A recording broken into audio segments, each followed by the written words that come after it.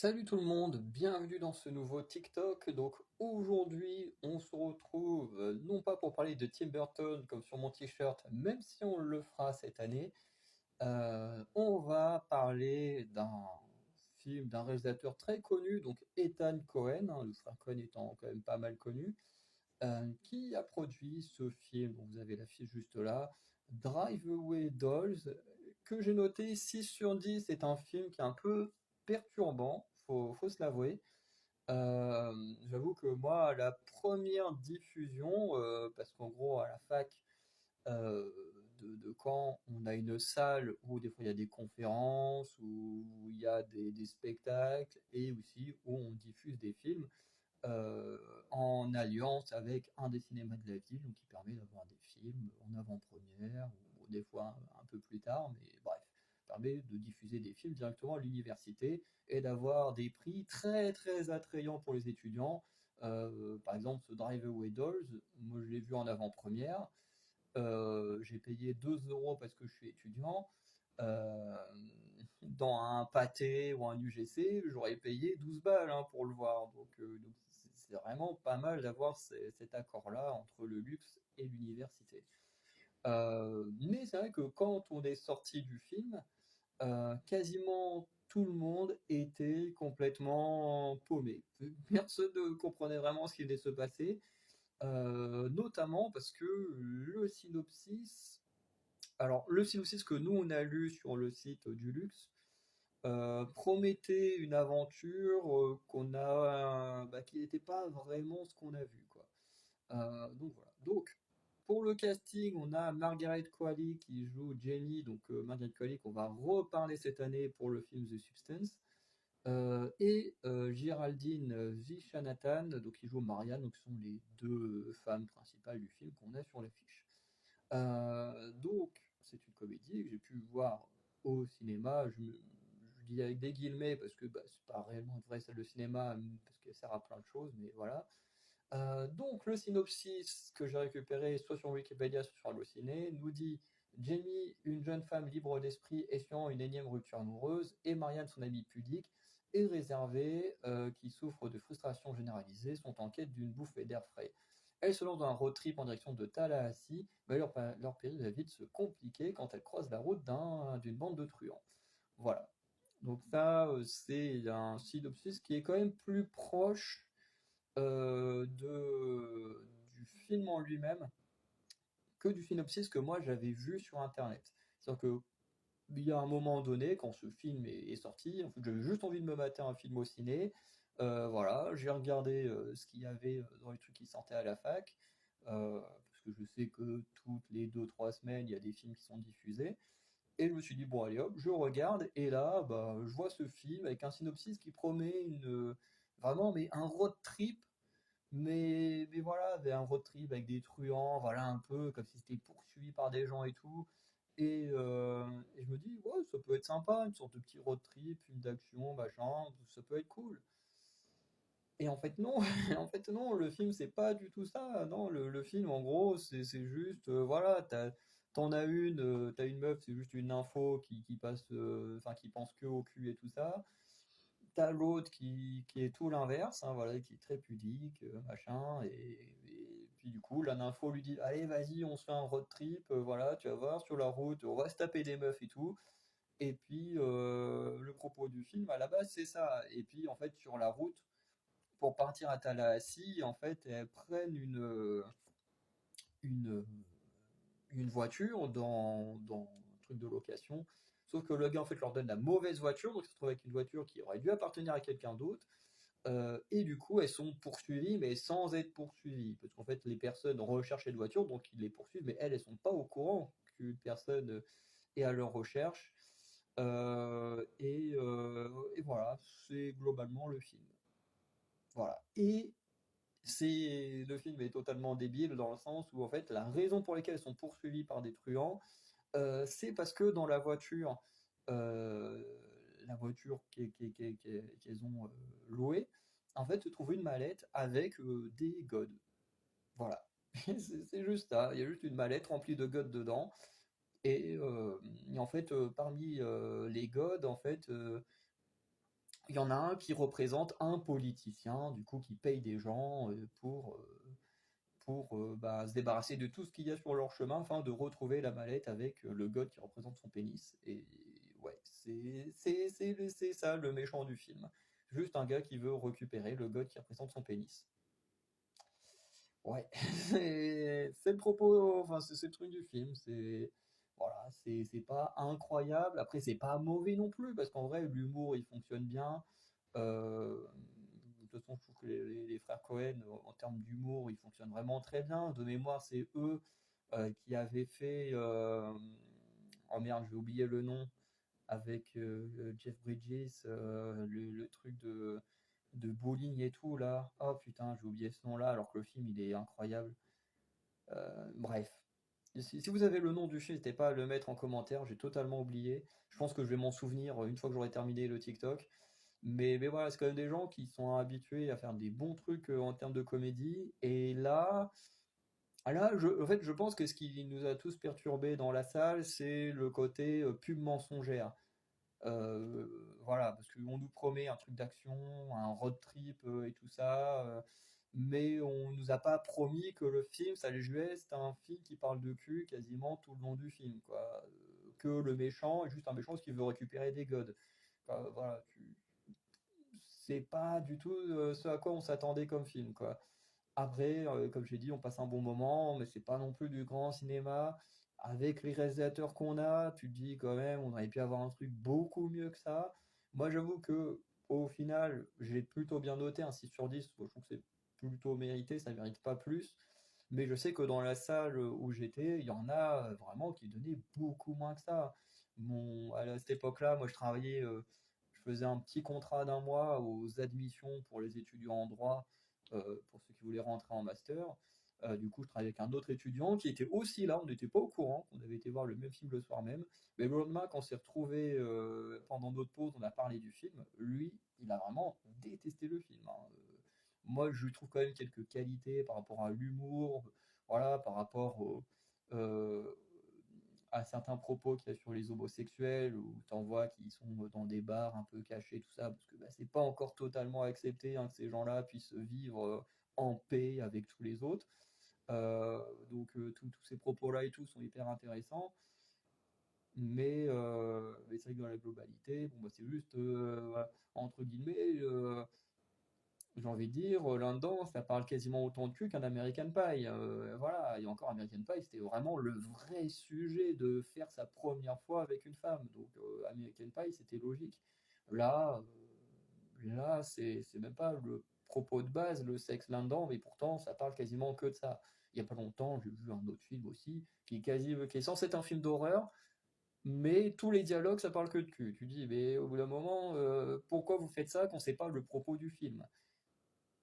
Voilà, parce que le propos à la base de Drive Away Doll, c'est plus de parler de l'homosexualité que du sexe. Mais pourtant, bah, ça parle plus de sexe que d'autres choses.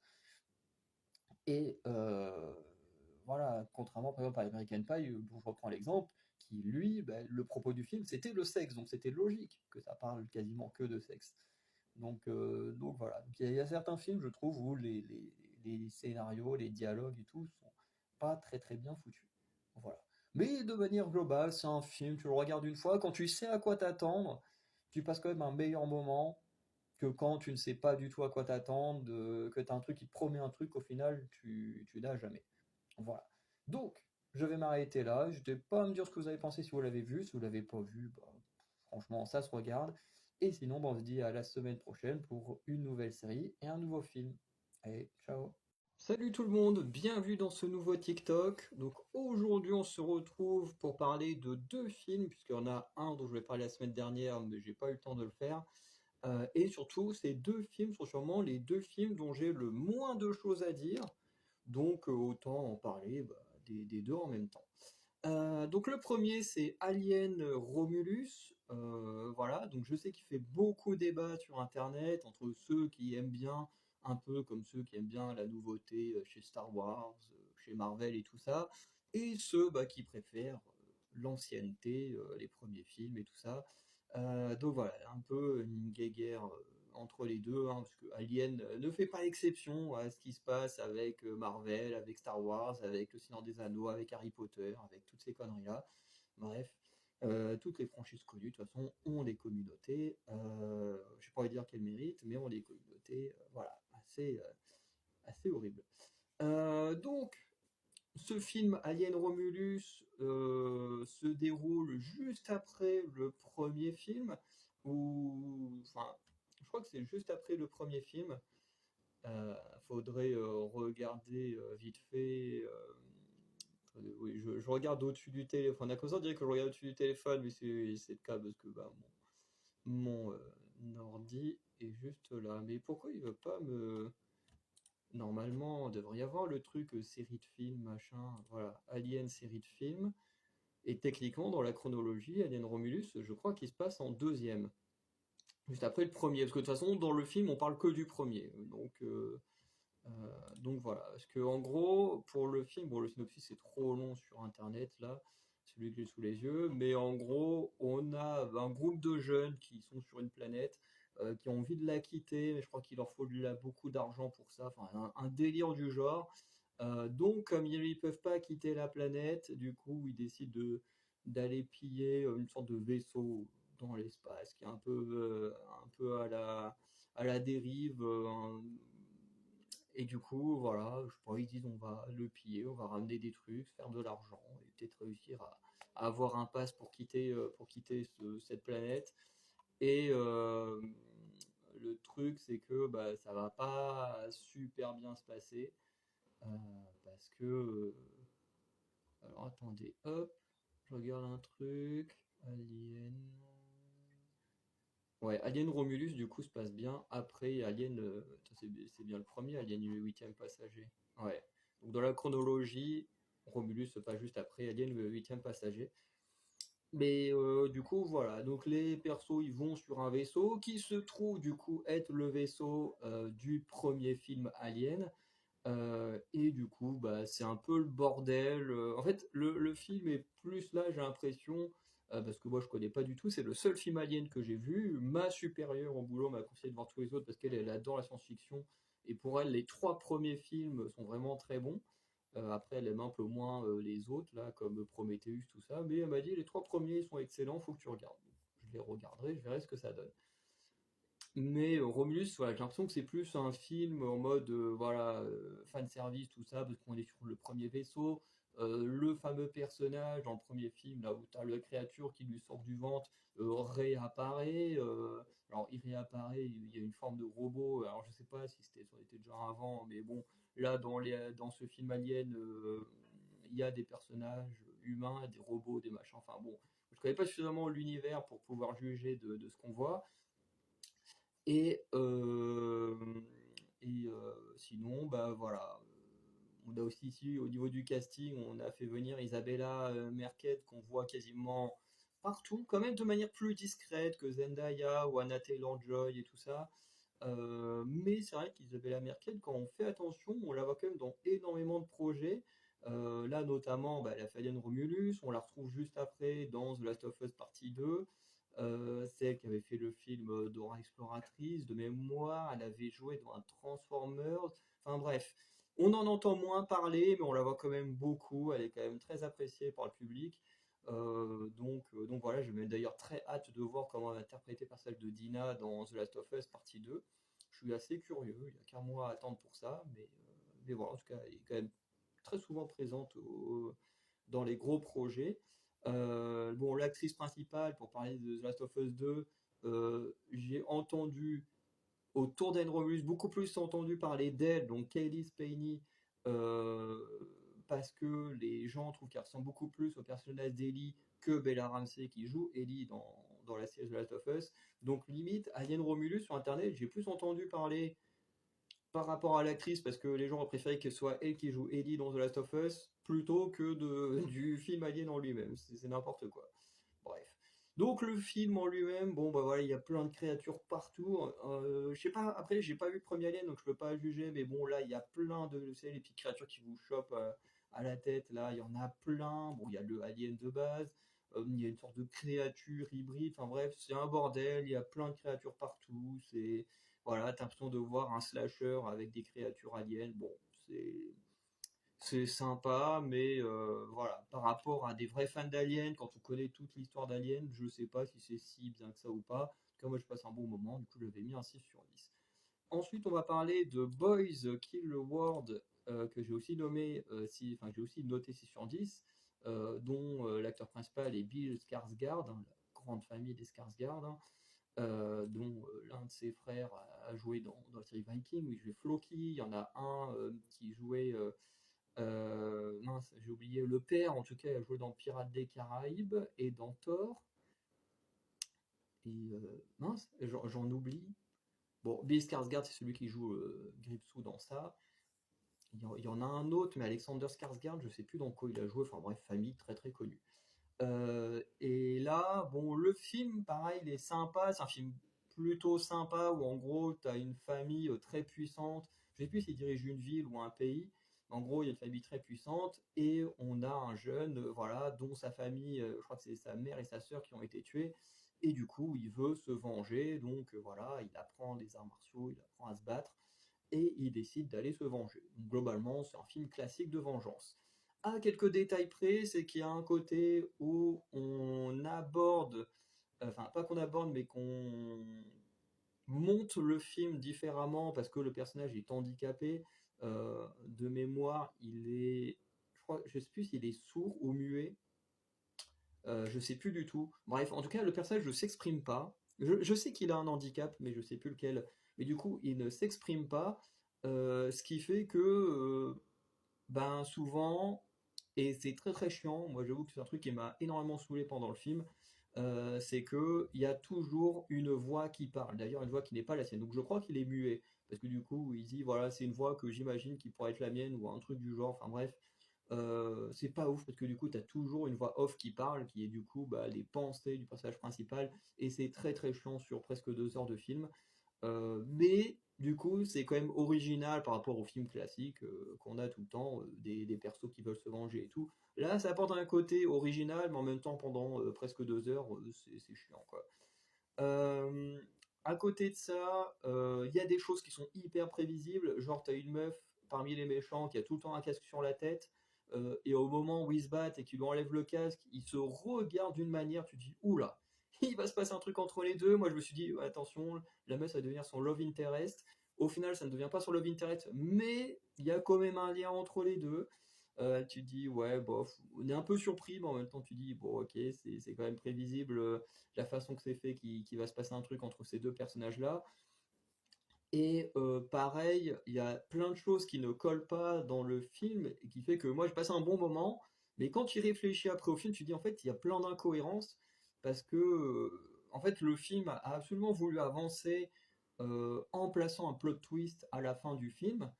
Euh, que je vais pas dire si les gens veulent voir ce film Boys Kill World. Mais le problème, c'est que quand tu as le plot twist, au début, bah, tu es à fond dans le film, donc tu continues, voilà, tu passes un bon moment. Mais en fait, quand il réfléchit, tu dis, mais en fait, le héros aurait pu arrêter sa vengeance dès le début du film. En fait, si quelqu'un lui avait parlé, enfin, du coup, voilà, c'était exprimé envers lui. Oui, je crois qu'il est que muet. Maintenant que plus j'y réfléchis, je me dis qu'il est que muet. Mais en fait, tu dis, si quelqu'un lui avait expliqué les choses, et ben en fait, bah, il n'y aurait jamais eu de film, il n'y aurait jamais eu de vengeance. Et en fait, bah, le film est totalement incohérent parce que bah, on aurait pu juste tout lui expliquer, il se serait pas vengé. Et puis voilà. Donc tout le film se base sur un plot twist qui en gros bah, gâche tout. Voilà. Mais vous passerez quand même un bon moment si vous le regardez. Donc voilà, je vous souhaite une bonne journée, une bonne soirée, je vous dis à très bientôt. Ciao. Salut tout le monde, bienvenue dans ce nouveau TikTok. Aujourd'hui, on va parler de Star Wars Tales of the Empire. Donc, dernière fois qu'on parle de Star Wars cette année, sauf si je vois une série ou un film en direct, hein, un peu comme avec, comment dire, un peu comme avec la vidéo que j'ai faite sur The Electric States. Voilà, peut-être qu'il y a des petits TikTok des fois qui se parsemmeront en fonction de ce que j'aurais vu dans l'actualité. En tout cas, Star Wars Tales of the Empire, c'est une sorte de petite série alors qui reprend un peu le système de la série d'anthologie. du fait que normalement une série d'anthologie, c'est que chaque épisode a une histoire différente, un peu comme je vais prendre l'exemple de Love, Death and Robots parce que c'est l'exemple le plus proche de celui-ci, où Love, Death and Robots, chaque épisode est différent, mais il y a quand même cette histoire des robots avec les chats, enfin des robots. Le premier épisode c'est avec les chats et après bon bah, de mémoire je sais plus si on les voit à chaque fois les chats, mais bon, si vous connaissez Love, Death and Robots, vous savez de quoi je parle. Et cette histoire-là, à chaque fois, il y a un épisode dans chacune des 3 saisons. Euh, et sinon, tout le reste, c'est des épisodes différents. Là, on est un peu dans ce système-là, dans le sens où on a 6 épisodes, 3 épisodes pour 2 histoires différentes, mais à chaque fois, on a un bond dans le temps. Donc c'est assez particulier. Euh, D'un côté, l'histoire est pas si mal que ça. euh, pour, je pense, les gens qui connaissent bien l'univers Star Wars. Puisque, en fait, on nous présente 2 personnages. Le premier, c'est Morgan Elsbeth, qui, elle, en gros, on a un épisode où on la voit enfant, où son clan, enfin, les gens avec qui elle habite, son territoire est détruit par le général Grievous. Et ensuite, on voit petit à petit comment elle va prendre le pouvoir dans une ville. Alors, je sais pas si elle contrôle que cette ville-là, mais en tout cas, dans la série, on la voit au niveau d'une ville. Voilà, on voit le procès qu'elle est censée avoir. Enfin bref, on suit un peu son parcours, voilà, d'enfant à adulte et tout ça, euh, détenant un pouvoir dans la galaxie. À côté de ça, on suit également le personnage de Barry Sophie, donc qui, elle, a fait partie des Sith, a été entraînée et tout, mais finalement on se rend compte que ça lui plaît pas du tout, et du coup va quitter les Sith et va se retrouver opposée à ses anciens, enfin surtout une de ses anciennes consoeurs, euh, après avoir quitté le groupe. Et ce qui fait que bah, les histoires en soi sont plutôt sympas, c'est bien animé. Moi personnellement, je connais pas trop l'univers Star Wars, mais j'ai passé un bon moment là-dessus. C'est pour ça que je ne l'ai pas noté non plus très haut, hein. J'ai mis 6,25 sur 10, parce que en soi, c'est pas trop mal. Mais il y a un gros problème qui s'impose avec ce système d'histoire, c'est que bah déjà, tu as beaucoup de sauts dans le temps. Donc tous les sauts dans le temps fait que, bah, je prends le passage par exemple de Morgane, bah, en fait elle, on la voit jamais arriver à son objectif. C'est-à-dire que on la voit enfant, ensuite on la voit à la tête d'une ville, mais on voit pas toutes les étapes qui l'ont menée là. Tout ça est fait pendant l'éclipse, et moi je trouve ça très très dommage, et ça gâche un peu la série. En même temps, la série n'a pas pour but non plus de créer une vraie histoire sur ces personnages-là. Ce que je veux lire le résumé, qui est comme Tales of the Jedi. La série se divise en 2 volets. Les 3 premiers épisodes tournent autour du passé et de l'origine de Morgan Elsbeth, qui sont destinés à introduire le personnage tel qu'il apparaît dans les séries de Mandalorian et Ahsoka. Le deuxième arc suit Barry Sophie, ancien Padawan Jedi, dans son parcours d'inquisitrice impériale aux côtés de la 4e sœur. Donc voilà. Ce qui fait que le principe, surtout pour Morgan, en fait, c'est de raconter ce qu'on ne voit pas dans The Mandalorian et Ashoka. Le problème, c'est que quand tu es comme moi, que tu n'as pas vu le Mandalorian, que tu n'as pas vu Ahsoka, du coup, tu ne sais absolument pas qui est cette femme. Alors peut-être que tout ce que nous, on voit pas dans Tales of the Empire apparaît dans Ahsoka et The Mandalorian, mais si c'est pas le cas, ben du coup ça fait qu'il y a plein de trous dans son histoire et ça je trouve ça très dommage. Après dans le cas de Barry Sophie, on sait pas trop si elle est apparue dans une de ces séries-là, mais son histoire déjà est un peu plus fluide parce qu'on la voit d'abord bah, qu'elle est prisonnière puis qu'elle rejoint du coup la- la- bah, les sites. On voit un peu son entraînement. L'épisode d'après, on la voit en mission et puis on voit qu'elle se rend compte que voilà, ce qui se passe pendant la mission, ça lui plaît pas et qu'elle garde ses anciennes valeurs et qu'elle s'en va. Et ensuite, dans la 3e mission, elle est traquée par son ancienne équipière. Donc il y a quand même un peu plus de logique, même si c'est vrai que entre le 2e et 3e épisode, il y a quand même l'air d'avoir un sacré écart. et que là, pareil, il aurait dû avoir des choses pour combler. Et, euh, et ça, c'est un peu dommage. Ce qui fait que la série, pour ça qu'il n'y a pas grand-chose à dire, parce qu'elle est très courte, il n'y a pas non plus 1000 choses à dire.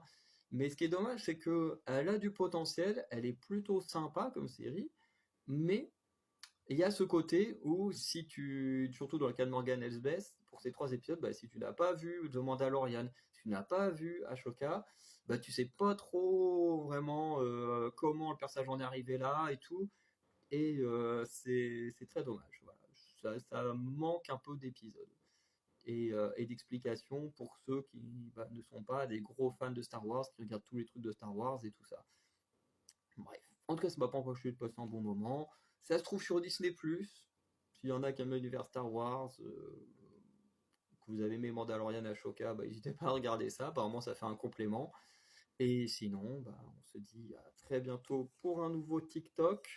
Voilà, qui sera sur un film, je ne sais plus lequel, mais voilà, prochain, on parlera d'un film. Donc, je vous souhaite une bonne journée, une bonne soirée, je vous dis à très bientôt. Ciao. Salut tout le monde, bienvenue dans ce nouveau TikTok. Donc aujourd'hui, on va parler d'une petite série sortie sur Netflix qui s'appelle The Hate Show, qui est une série sympa. J'ai noté ça, ouais, 6 sur 10. Je trouve que c'est honnête pour ce qu'on a. Une série qui avait un fort potentiel, qui, comment dire, surfe un peu sur la vague de Squid Game et ces séries-là, puisque on est dans un jeu ou enfin une série avec des personnes qui sont dans un jeu et qui doivent plus ou moins survivre à l'endroit dans lequel ils sont. La série est plutôt originale puisque elle a un principe un peu particulier qui est un principe d'étage, chose que l'on retrouve souvent dans certains films qui veulent un peu critiquer la société. C'est que souvent, voilà, tu as les gens pauvres qui sont en bas, les gens plus riches en haut, ou comme on a avec The Snowpiercer, donc avec le train, où bah, plus tu es à l'arrière, plus tu es pauvre, et plus tu es à l'avant du train, plus tu as du pouvoir et tout ça. Et en fait, la série reprend un peu ce principe où en fait il y a 8 participants. Alors je sais plus pour quelle raison les participants y viennent, mais on a 8 participants qui vont chacun un étage. Voilà, donc ils ont une chambre, un truc comme ça. Et dedans, ils ont des instructions. Ils savent que de telle heure à telle heure doivent être dans leur chambre, ils ne doivent surtout pas sortir. Voilà, il y a des règles et tout. Et surtout, en fait, l'important de la série, c'est tout simplement que chaque étage gagne différemment de l'argent. C'est-à-dire que quand tu es tout en bas, tu gagnes, je sais pas, je vais dire une connerie, 1 euro par seconde. Quand tu es au deuxième, tu gagnes 10 euros par seconde. Et quand tu es au-dessus, tu gagnes 1000 euros par seconde. Et puis au huitième étage, bah, tu gagnes, je sais pas, 10 millions par seconde. Bref.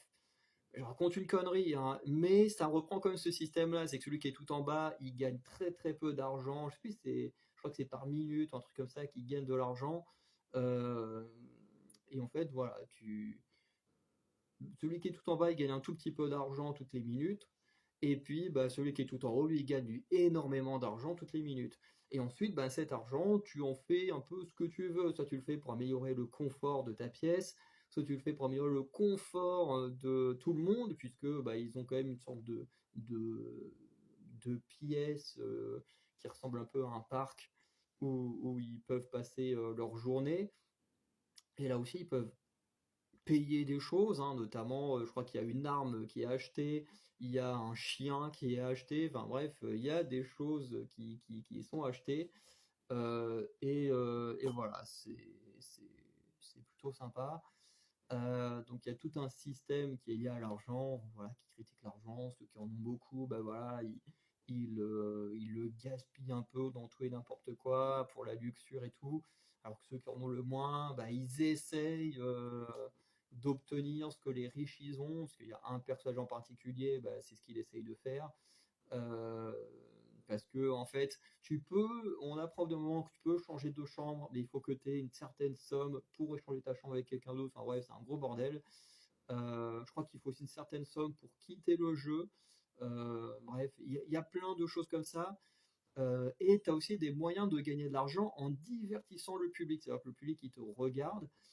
Et plus tu es divertissant, plus on te donne de l'argent. Donc on critique également le système actuel, hein, système d'internet où plus tu fais n'importe quoi, plus les gens ils vont kiffer et bah, plus tu vas gagner de l'argent. On le voit sur YouTube, hein, les gens ils sont toujours là en mode oui, il faut que les gens soient plus naturels, mais en même temps, les gens les plus regardés sont ceux qui font les contenus bah, les humoristiques, voilà, avec des challenges, des trucs comme ça, qui n'a du coup absolument rien de naturel. Mais pourtant, bah, voilà, il y a un peu ce paradoxe d'Internet. Et, euh, et là, c'est un peu pareil, parce que les gens, ils demandent à avoir de plus en plus de divertissement, sauf que bah, du coup, pour avoir ce divertissement, bah, faut que les joueurs fassent des trucs de plus en plus fous. Et on trouve beaucoup ça sur YouTube, sur TikTok et tout ça. Et du coup, tout cet aspect-là est un aspect que j'aime bien de la série. Mais il y a un point qui fait que ça m'a gâché toute la série, et c'est pour ça que je la note que 6 sur 10 et pas plus, c'est que la série est trop longue. Elle est trop longue. Alors elle fait que 8 épisodes, mais elle est trop longue. Parce qu'en fait, le problème de la série, c'est que au début, tout le monde arrive, on découvre le jeu, on découvre les règles du jeu, on découvre comment on utilise l'argent et tout ça. Et on installe petit à petit un environnement, et ça, c'est plutôt sympa. Mais très très vite, en fait, la série se perd dans du n'importe quoi à partir du moment où une personne ou un groupe de personnes tente de prendre le pouvoir et d'imposer des règles. Voilà, bien sûr, les plus riches essaient d'imposer leurs règles aux autres. Et en fait, sur les trois quatre derniers épisodes, c'est juste machin a le pouvoir, machin se rebelle et prend le pouvoir, machin du coup a le pouvoir, machin se rebelle et prend le pouvoir à sa place.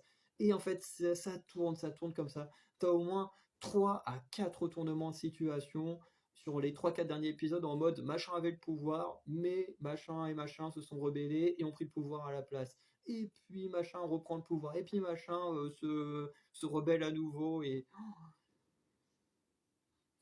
au bout d'un moment, c'est insupportable. Voilà. Et encore une fois, c'est que 8 épisodes. Imaginez si ça avait été comme à l'époque, les séries de 24 épisodes, alors là, on aurait été encore pire. Mais, euh, mais ça, en fait, pour moi, c'est le gros problème. Ah non, je suis en train de regarder. Le côté divertissement, c'est par rapport au temps, parce qu'ils ont un chronomètre. Je sais plus, je sais même plus à quoi il est le chronomètre. Bah, en fait, ils ont peur que le chronomètre se termine, parce que bah, déjà, s'il se termine, ils pensent que soit ils vont sortir, donc s'ils sortent, bah, ils gagnent plus d'argent, et forcément, bon, bah, ils essaient de gagner plus d'argent possible. Donc ils font tout pour regagner du temps. Effectivement, le côté divertissement, c'est pour gagner du temps supplémentaire. Voilà, donc à chaque fois ils disent oui, on va jusqu'à telle somme, et en fait ils s'arrêtent jamais une fois la somme obtenue. Mais voilà, en tout cas, l'aspect pour moi qui me dérange vraiment, c'est cet aspect du en fait, la série, elle t'installe un environnement qui est très cool à suivre, et d'un coup, chaque épisode quasiment, elle te répète exactement le même procédé scénaristique, c'est quelqu'un lead le groupe, des gens se rebellent. Quelqu'un lead le groupe, d'autres se rebellent. Quelqu'un lead le groupe, d'autres se rebellent. Et encore une fois, je l'ai dit, t'as au moins ça 3 4 fois. Et même des fois, t'as des trahisons, t'as des machins, mais ça revient à peu près au même. C'est très lourd, c'est dommage, parce que les Coréens, habituellement, ils sont très très bons dans leur série. Mais là, j'ai trouvé qu'ils sont, ouais, qu'ils sont un peu foirés là-dessus. Et c'est dommage, parce qu'on aurait pu avoir une autre série voilà, dans la veine de Squid Game qui vient asseoir un peu le pouvoir des Coréens sur ce genre de série. Et finalement, ben, voilà, ils se sont un petit peu ratés. Bon, après, on parlera aussi de Squid Game de la saison 2 prochainement. Mais je trouve que là, on a un ratage beaucoup plus gros que la saison 2 de Squid Game. Bref. Donc, je vais m'arrêter là, parce que je n'ai pas grand-chose de plus à dire, à part que c'est une série qui est sympa. Mais si, comme moi, les choses qui se répètent un peu trop, ça vous saoule, vous allez très très vite en avoir marre de la série. Ça, c'est un peu dommage. Mais en tout cas, elle est quand même cool à voir. Voilà. Donc, je vous dis bonne journée, bonne soirée. Je vous dis à très bientôt. Ciao. Salut tout le monde, bienvenue dans ce petit TikTok. Donc aujourd'hui, on va parler de la série Karl Lagerfeld, ou plutôt Becoming Karl Lagerfeld, qui est une série plutôt sympa. Voilà, j'en ai déjà fait plusieurs vidéos, je crois, sur ma chaîne YouTube. Voilà, série de Disney+, voilà, avec, j'ai oublié le nom de l'acteur principal qui joue le baron Zemo dans le film Civil War de Marvel, qui joue aussi à nouveau le personnage dans la série Falcon et Winter Soldier, qui joue aussi le personnage principal de la série The Alienist, qui est vraiment très très bien. Daniel Brühl, voilà, à parler des films qu'il a fait, son nom revient. Donc voilà, le seul acteur connu de mémoire de la série. Et c'est une série qui, à la fois m'a bien plu sur certains aspects et à la fois m'a pas mal agacé, puisque on parle de Karl Lagerfeld, on parle d'un des plus grands noms de la mode, d'un des plus grands créateurs de mode et tout ça, et en fait, une énorme partie de la série ne parle absolument pas de son ascension. Ce qui veut dire que, en fait, la série, on commence, on a le premier épisode de mémoire, on voit son premier défilé ou ses premières. Oui, non, c'est son premier défilé qu'on voit dans le premier épisode. Donc ça, c'est plutôt cool. Voilà, on voit un peu ses débuts et tout. Ça, c'était plutôt sympa. Deuxième épisode, on voit avec l'actrice, une actrice allemande, pour qui il devait faire une robe et tout, et qu'au final ça va pas très bien se passer et tout, donc on voit plus ou moins son premier échec et tout. Donc c'est vraiment très très bien. Et puis d'un coup, on n'en a plus rien à foutre de la mode. D'un coup, la série, c'est juste son histoire d'amour avec, j'ai oublié le nom du gars avec qui il sort. Mais la série, d'un coup, c'est devenu juste une histoire d'amour. Alors, j'exagère un peu quand je dis ça, il se passe quand même des petites choses dans le monde de la mode, mais quand même, il se passe pas grand-chose. Il se passe quasiment rien. C'est quasiment devenu une romance. Voilà. Alors, j'en ai rien à faire, hein. Peut-être qu'on va me dire, oh là là, vu que c'est une histoire d'amour gay, t'es pas content. En vrai, j'en ai rien à foutre. C'est juste que quand la série s'appelle Becoming Karl Lagerfeld, qu'on traduit par devenir, alors pas vraiment devenir, parce que sinon ce serait Become, mais bon, on peut le traduire par devenir Karl Lagerfeld. Euh, ben moi je veux savoir comment il est devenu ce grand créateur de mode, qu'est-ce qu'il a apporté à la mode. Vraiment, c'est ces trucs-là que je veux voir. Moi, son histoire d'amour, que ce soit avec un homme, une femme, peu importe, j'en ai rien à foutre. C'est pas ça qu'on veut quand on regarde cette série-là. Peut-être que des gens, voilà, ont bien apprécié la romance et tout qu'il y avait, mais pas moi. Moi, je l'aurais apprécié si elle était secondaire, si on avait mis la mode en priorité et l'histoire d'amour en second. Sauf que là, bah, c'est pas ce que Disney a fait. Disney a tout mis sur la romance et quasiment rien sur la mode. Parce qu'on en est même à un moment donné, à un point où Karl Lagerfeld, qui est quand même le nom de la série, passe au second plan dans au moins un ou deux épisodes où c'est même plus lui quasiment qu'on suit, mais son copain. Et là, tu te dis, encore une fois, on n'en a rien à foutre. On est là pour voir comment Karl Lagerfeld est devenu l'homme qu'il est devenu avant sa mort. Le reste, qu'on le montre, c'est bien. Que ça prenne toute la place de la série, non. Parce que au final, la série elle doit faire entre 6 et 8 épisodes, un truc comme ça. Et en réalité, t'as peut-être que deux, voire trois épisodes qui parlent réellement de mode. Et je parle d'épisodes complets. Je parle pas juste d'une petite scène de 5 minutes qui parle de mode dans un épisode de 40 minutes. Non, je parle vraiment de le propos de l'épisode, c'est la mode. Il y en a que deux, voire trois dans toute la série. Alors qu'on parle d'un des plus grands créateurs de mode. Voilà, c'est comme si, je sais pas, demain vous faites un film ou une série biographique sur Johnny Depp, et au lieu de montrer comment il est devenu l'un des plus grands acteurs de sa génération, bah, on nous montrait juste ses histoires d'amour avec Vanessa Paradis, avec Amber Heard et tout ça. Alors oui, ça fait partie de la vie de ces gens-là, mais on s'en fout, au fond. Si ça a vraiment apporté quelque chose ou dans leur vie, bon bah pour Johnny Depp, effectivement, on est obligé de parler de son histoire avec Amber Heard parce que ça a détruit sa carrière. Mais je veux dire, de là à parler que de ça, ben non, on s'en fout complètement. Et ce qui nous intéresse, ça serait de voir comment il est devenu un des plus grands acteurs de son époque. Et ben là, c'est pareil. Karl Lagerfeld, on nous fait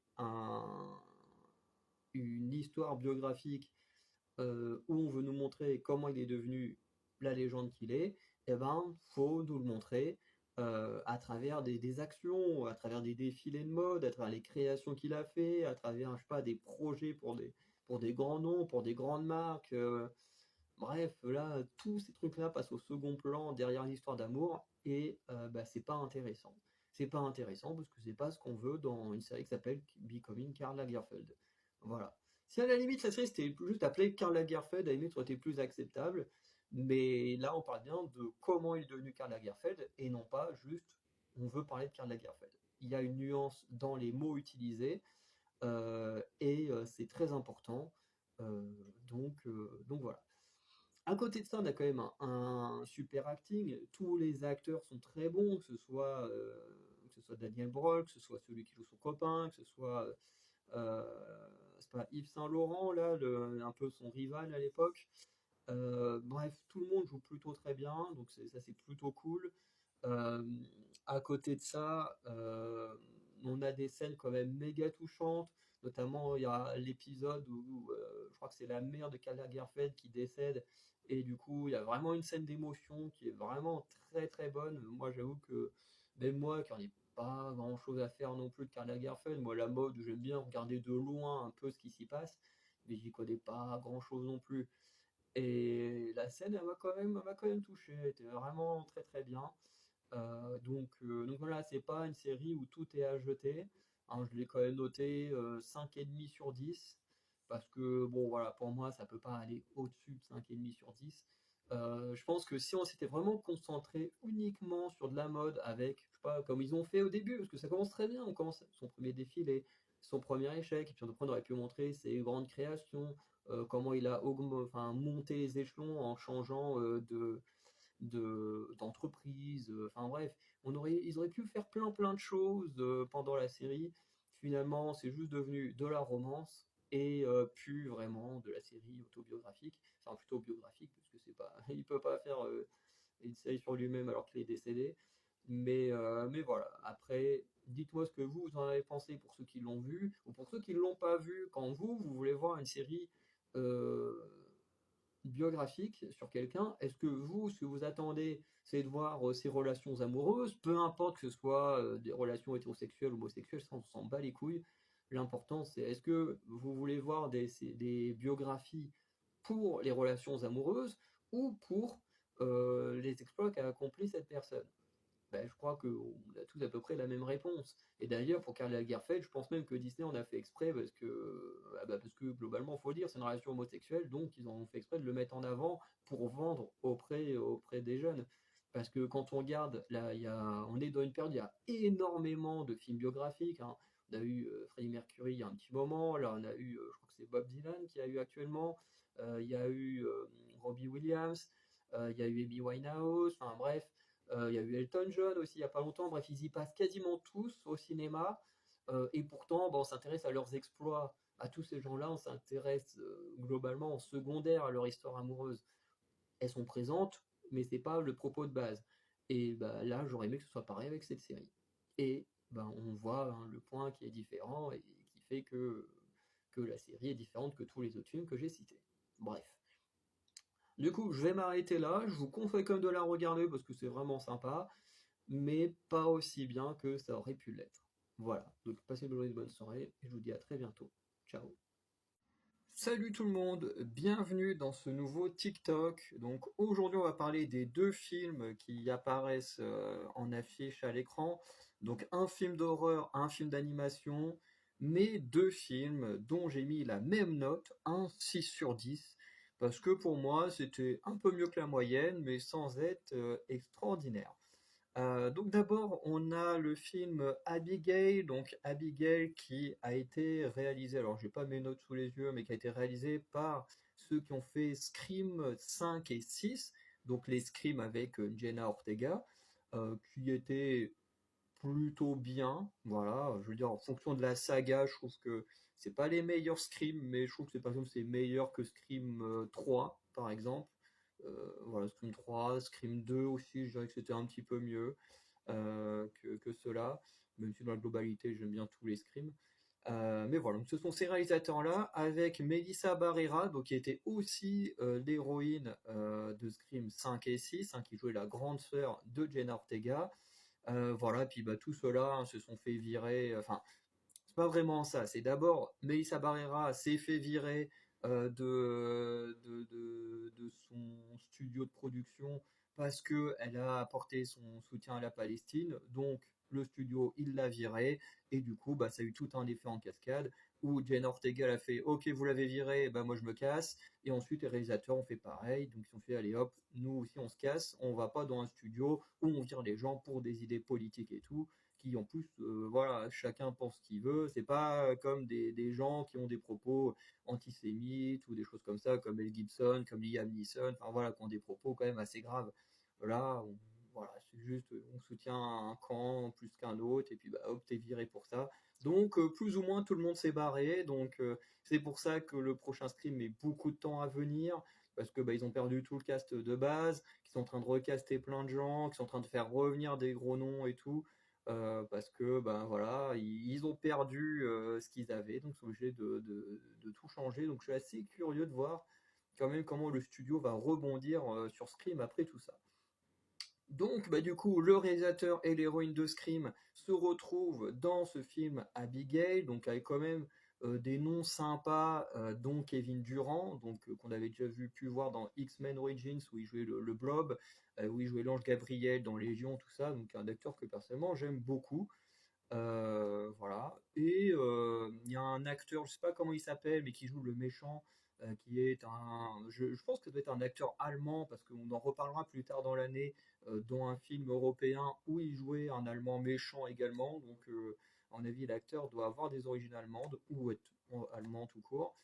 Voilà, il y a aussi Giancarlo Esposito qui a un tout petit rôle dedans. Enfin bref, on a un beau casting. Et le principe du film, c'est un groupe de braqueurs qui enlèvent une petite fille, donc ils pensent enlever la petite fille d'un riche pour se faire du pognon, sauf qu'en réalité, euh, ça c'est un truc que j'ai trouvé très très dommage dans la promo, c'est qu'en fait dès la promo, on nous spoil directement que la petite fille c'est un vampire, et du coup bah voilà qu'en fait tout le groupe de cambrioleurs enfin de kidnappeurs va devoir survivre à la petite fille. Euh, voilà, c'est le propos du film. C'est plutôt sympa. Moi, j'aime beaucoup les vampires.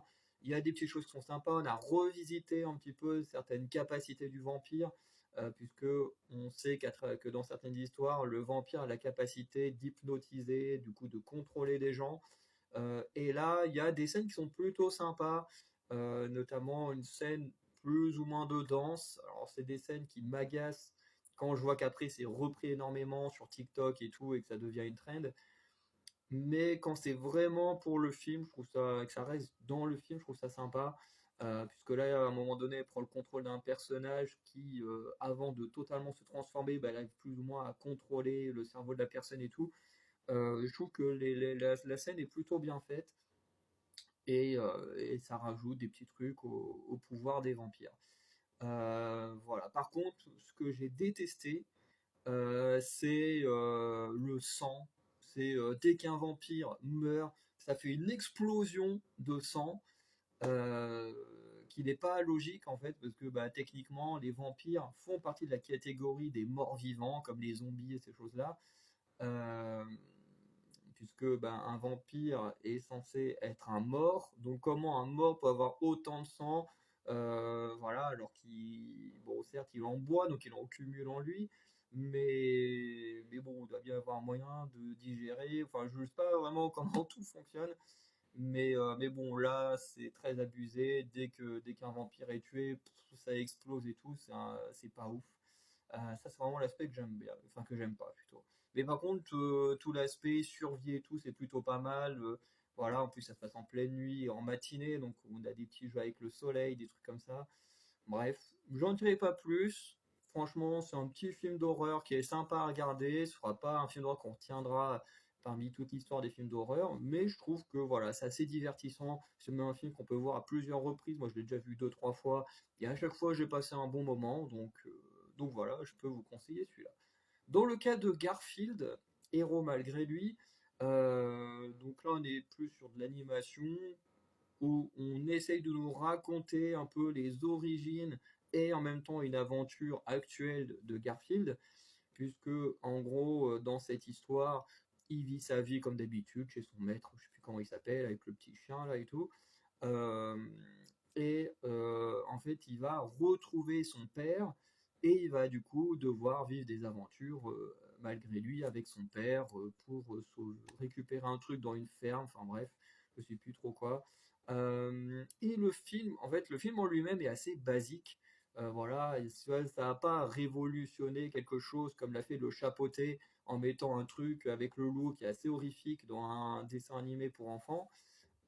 Et aussi des thématiques comme la mort et tout, enfin, qui sont, tu vois, quand tu vois le chapeauté, tu te dis, oh bon, bah, c'est de l'animation, on peut regarder ça avec les enfants, et quand tu vois la thématique de la mort, le loup, enfin, je vais dire le loup-garou, juste le loup, qui est totalement effrayant, tu te dis, ouais, c'est vraiment un truc où on se dit, ouais, on va faire un truc plus mature pour les jeunes parce que bah, faut arrêter de les prendre pour des cons. Hein, voilà. C'est pas parce qu'ils ont peut-être 5, 6, 7, 8 ans qui sont débiles. Hein, ils comprennent tout autant les choses que nous. C'est juste que bah, forcément leur façon de penser est autre, mais parce qu'ils sont plus jeunes, mais ils sont pas débiles, donc ce serait bien de les prendre pour ce qu'ils sont.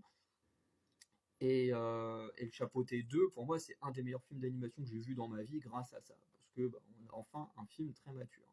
Même si on en a eu quelques-uns en 2024, on y reviendra plus tard dans l'année. Mais voilà, en termes d'histoire, le film est assez classique. Voilà, c'est Garfield qui est chez lui, il retrouve son père, parce que son père va l'emmener dans des aventures, un peu comme Gandalf qui emmène Bilbo, mais voilà, c'est pas le même level non plus. Euh, mais, euh, mais voilà, ils partent à l'aventure pour récupérer quelque chose pour un chat qui est psychopathe. Et voilà, l'aventure est sympa, même si c'est pas en soi le meilleur film qu'il y a eu. Je sais même pas si c'est le meilleur film Garfield. Mais bon, Garfield, je crois qu'il y a eu des films en live action qui étaient plutôt moyens, plutôt sympas. Après, je sais pas s'il y a eu d'autres films en animation, ça faudrait vérifier. Mais du coup, l'aspect qui fait que Garfield, je l'ai plutôt bien noté par rapport au film que c'est que bah, il y a pas mal de scènes d'émotion qui sont plutôt sympas, notamment bah, les retrouvailles entre Garfield et son père, notamment la petite scène de fin entre les deux est plutôt pas mal. La scène où on voit bah, justement Garfield être abandonné par son père, même si en réalité on voit que c'est pas totalement ça qui se passe. Mais en tout cas, la première fois où on voit la rencontre entre Garfield et son futur maître, bah, du coup, on voit ça comme un abandon. Et du coup, il y a une scène qui est vraiment très mignonne et tout. Enfin, franchement, avec pas mal d'émotions. Et je pense qu'elle peut fonctionner sur beaucoup de monde. Enfin, bref. Le travail de la relation entre Garfield et son père est vraiment très bonne. Après, le reste du film en lui-même, c'est plutôt basique. C'est pas incroyable, mais ça se regarde. Après celui-là, je l'ai vu qu'une fois, mais je pense que je pourrais me le mater une deuxième fois sans trop de problème si je devais le faire découvrir à quelqu'un.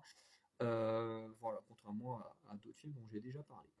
Donc voilà, je vais m'arrêter là. Donc franchement, deux films que vous pouvez regarder sans souci, vous passerez un bon moment, ça c'est sûr.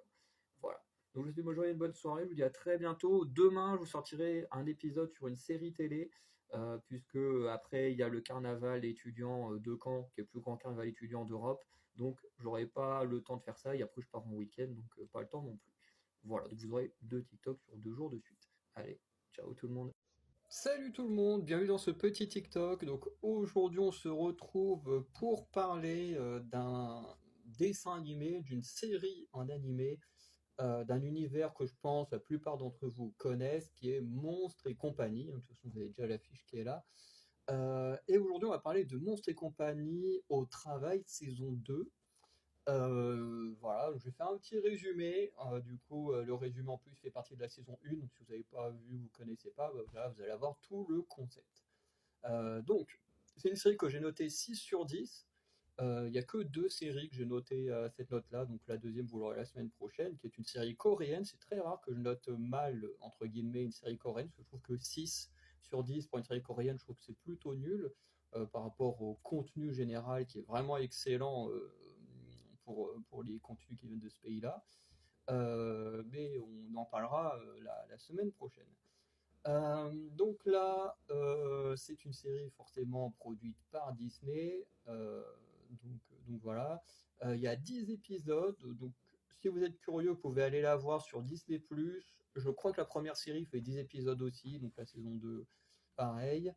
Donc voilà. Donc le résumé, après les événements de Monstres et compagnie, donc le film, le premier film bien sûr, parce que le deuxième se passe, je ne sais même plus quand est-ce qu'il se passe le deuxième, je crois que c'est dans le passé des personnages. Bref. Donc la ville de Monstropolis est maintenant alimentée en électricité par le rire. Et le héros, donc Tyler Tuskmon, un jeune mécanicien de l'équipe des installations, rêve de travailler aux côtés de ses idoles Bob Razowski et Jack Sully Sullivan, donc les deux personnages principaux qui du coup dirigent la boîte maintenant. Malheureusement pour lui, l'usine n'engage plus de terreur et le voit affecté à la maintenance. Va-t-il pouvoir se reconvertir en blagueur et réaliser son rêve, ou va-t-il être obligé de travailler toute sa vie avec ses étranges collègues de la MIFT, à moins qu'une nouvelle amitié naisse et que l'usine ne soit pas fermée de force. Bref.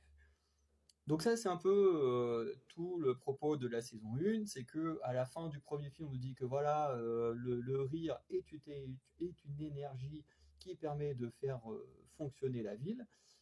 Et du coup, dans la saison 1, on retrouve ce jeune Tyler qui est une ancienne terreur et qui du coup essaye de s'adapter au nouveau modèle de l'entreprise, donc au modèle du rire. Et toute la saison 1 est très intéressante. Moi, j'aime beaucoup la saison 1 parce que toute la saison 1, justement, on a ce personnage qui était voué à faire peur aux gens, qui a un physique qui n'est pas le plus effrayant, mais par rapport à d'autres monstres, c'est vrai que c'est pas non plus le plus mignon, et qui du coup est voué à être une terreur. Et qui du coup va travailler à devenir un blagueur, à faire rire les gens et à aider du coup à ce que tout se passe bien pour l'entreprise. Ça, c'est la saison 1. Je l'aime beaucoup. N'hésitez pas à aller la voir si vous aimez Monstres et compagnie. Allez voir la saison 1. Elle est vraiment très très bonne. Je la noterai clairement mieux que celle-ci. Je pense que la saison 1, je lui mettrai un 7,5 ou 8 sur 10 facilement. Mais cette saison 2, déjà, il y a un problème. C'est que déjà, par rapport à la saison 1, c'est que. Alors, la saison 1, elle est sortie en 2022 ou 2023. Ah, peut-être pas. Ouais, 2022 ou 2023, je ne sais plus, mais je crois qu'il y a au moins allez, entre 1 et 3 ans d'écart. Ça fait un sacré écart, mais je crois qu'il y a quand même un sacré écart entre les 2 années, enfin entre les deux saisons.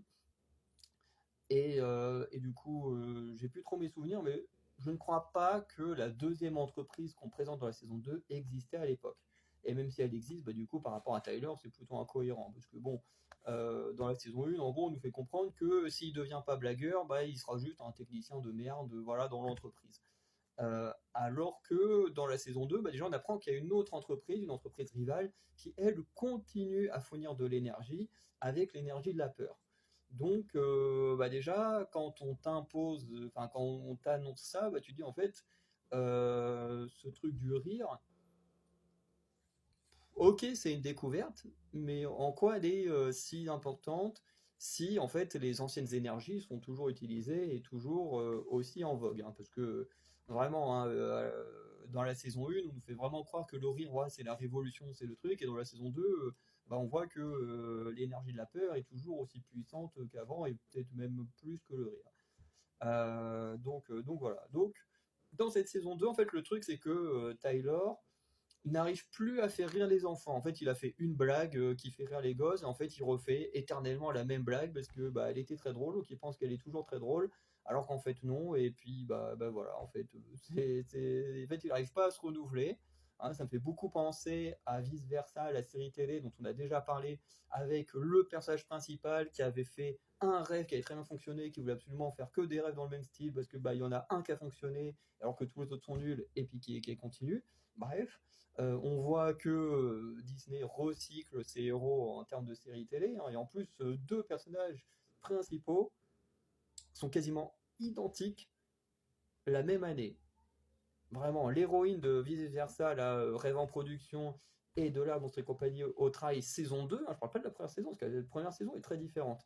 Mais la saison 2, vraiment, les deux héros là, ils sont très similaires. C'est deux connards qui arrivent pas à s'adapter à leur nouvelle vie et qui sont quand même considérés comme des héros. Bon, même si Tyler, bon, c'est mieux travaillé parce que Tyler, c'est le fait que sur le cul entre deux chaises, en mode est-ce que je dois vraiment continuer à faire le rire alors que je suis pas très bon à ça et ma meilleure amie est meilleure que moi.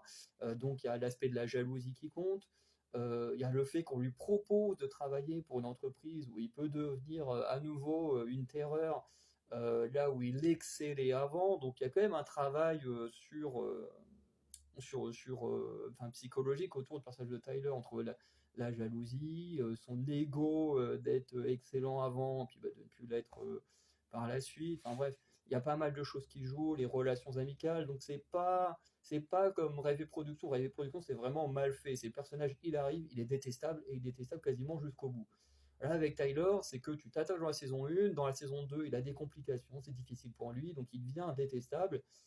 Mais voilà, tu comprends pourquoi il le devient et bon, c'est un peu plus acceptable. Mais quand même, avoir deux personnages comme ça, aussi proches en termes de travail du personnage, la même année, sur des séries Disney+, bref, tu te dis, ils sont pas fait chier, les mecs. Et voilà. Et moi, je trouve que bah, tout ça, ça rend la série moins intéressante. Parce que bah, quand on nous annonce que le rire pourrait être une nouvelle forme d'énergie et que ben, du coup, fallait travailler là-dessus, bah, la saison 1, elle avait très bien rebondi, justement, en disant voilà, nouvelle énergie, on travaille à fond là-dessus, on prend un personnage qui n'est pas adapté à ça, qui va s'y adapter et réussir. Et c'était très bien. Sauf que bah, avec la saison 2, on repart 10 pas en arrière avec le personnage bah, qui sait plus faire, et puis bah, qui est à nouveau perdu dans sa vie, et puis qui doit à nouveau retrouver sa place dans sa vie. Enfin bref, euh, quand tu regardes la saison 2, tu as l'impression ouais, d'avoir fait 10 pas en arrière, alors que tu avais avancé de deux trois pas dans la saison 1. C'est très très chiant, parce que bah, du coup, ton personnage, il évolue pas.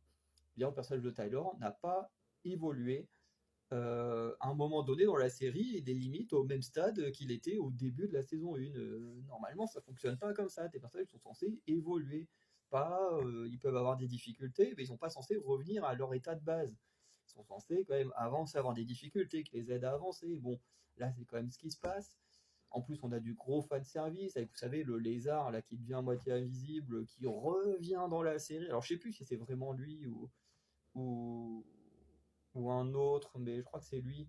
Bref, qu'on fait revenir parce qu'il y a un plan machiavélique. Forcément, le lézard, il est dans le plan et tout. Enfin bref, c'est voilà, on te le rebalance comme ça parce que bon, bah pour attirer du public, peut-être que la saison 1 n'avait pas fait assez de vues, donc ils se sont dit allez hop, on va ramener un autre personnage du premier film. Donc voilà, c'est une série quand même qui se regarde et qui est plutôt agréable. Mais quand t'enchaînes la première saison et la deuxième, bon bah il n'y a pas photo, la première saison, elle éclate la deuxième saison de très très loin. Mais ça reste quand même agréable à regarder. Pour moi, c'est même 1000 fois plus agréable à regarder que Rêve et Production. Voilà, si je devais vous conseiller un entre les deux, bah, je vous conseille de très très loin Monstres et compagnie, qui est très clairement une meilleure série. Voilà, après, c'est en fonction des goûts personnels. Donc voilà, donc je vous souhaite une bonne journée, une bonne soirée, et je vous dis à très bientôt pour un nouveau TikTok. Je pense qu'il y en aura peut-être un en plus cette semaine, parce qu'il faut que je parle du dernier film de Chris Pratt et Millie Bobby Brown. Bref, salut. Salut tout le monde, bienvenue dans ce nouveau TikTok. Donc aujourd'hui, on va parler d'une série, alors j'ai envie de dire très populaire, mais pas dans le sens où elle est très aimée, mais dans le sens où l'univers dont elle provient est très populaire. Voilà, donc on va parler des Anneaux de pouvoir, la saison 2 qui est sortie du coup l'année dernière.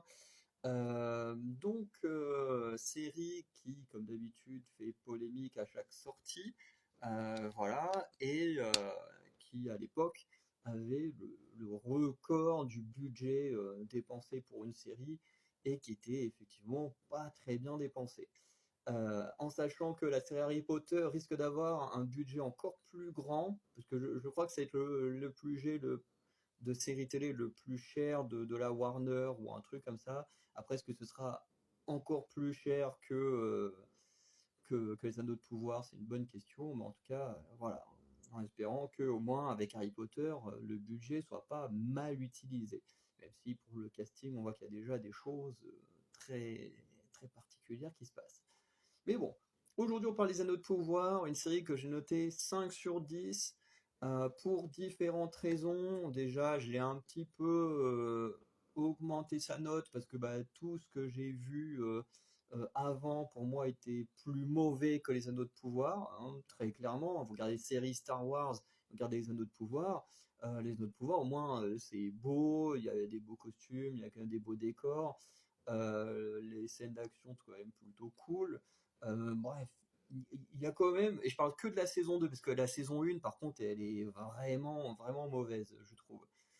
Mais quand tu vois là du The Acolyte ou des trucs comme ça, ou même Knuckles qui n'a strictement aucun sens, qui essaie juste de faire de l'humour pour gamins, qui ne fonctionne pas, qui en plus est connecté à des films mais sans être connecté aux films, enfin bref, c'est n'importe quoi. Quand tu vois toutes ces séries-là, quand tu vois Exploding Kitten, qui est juste un gros doigt d'honneur au jeu de société Exploding Kitten, qui lui est incroyable, tu te dis que finalement, les anneaux de pouvoir, ben, c'est pas si mauvais.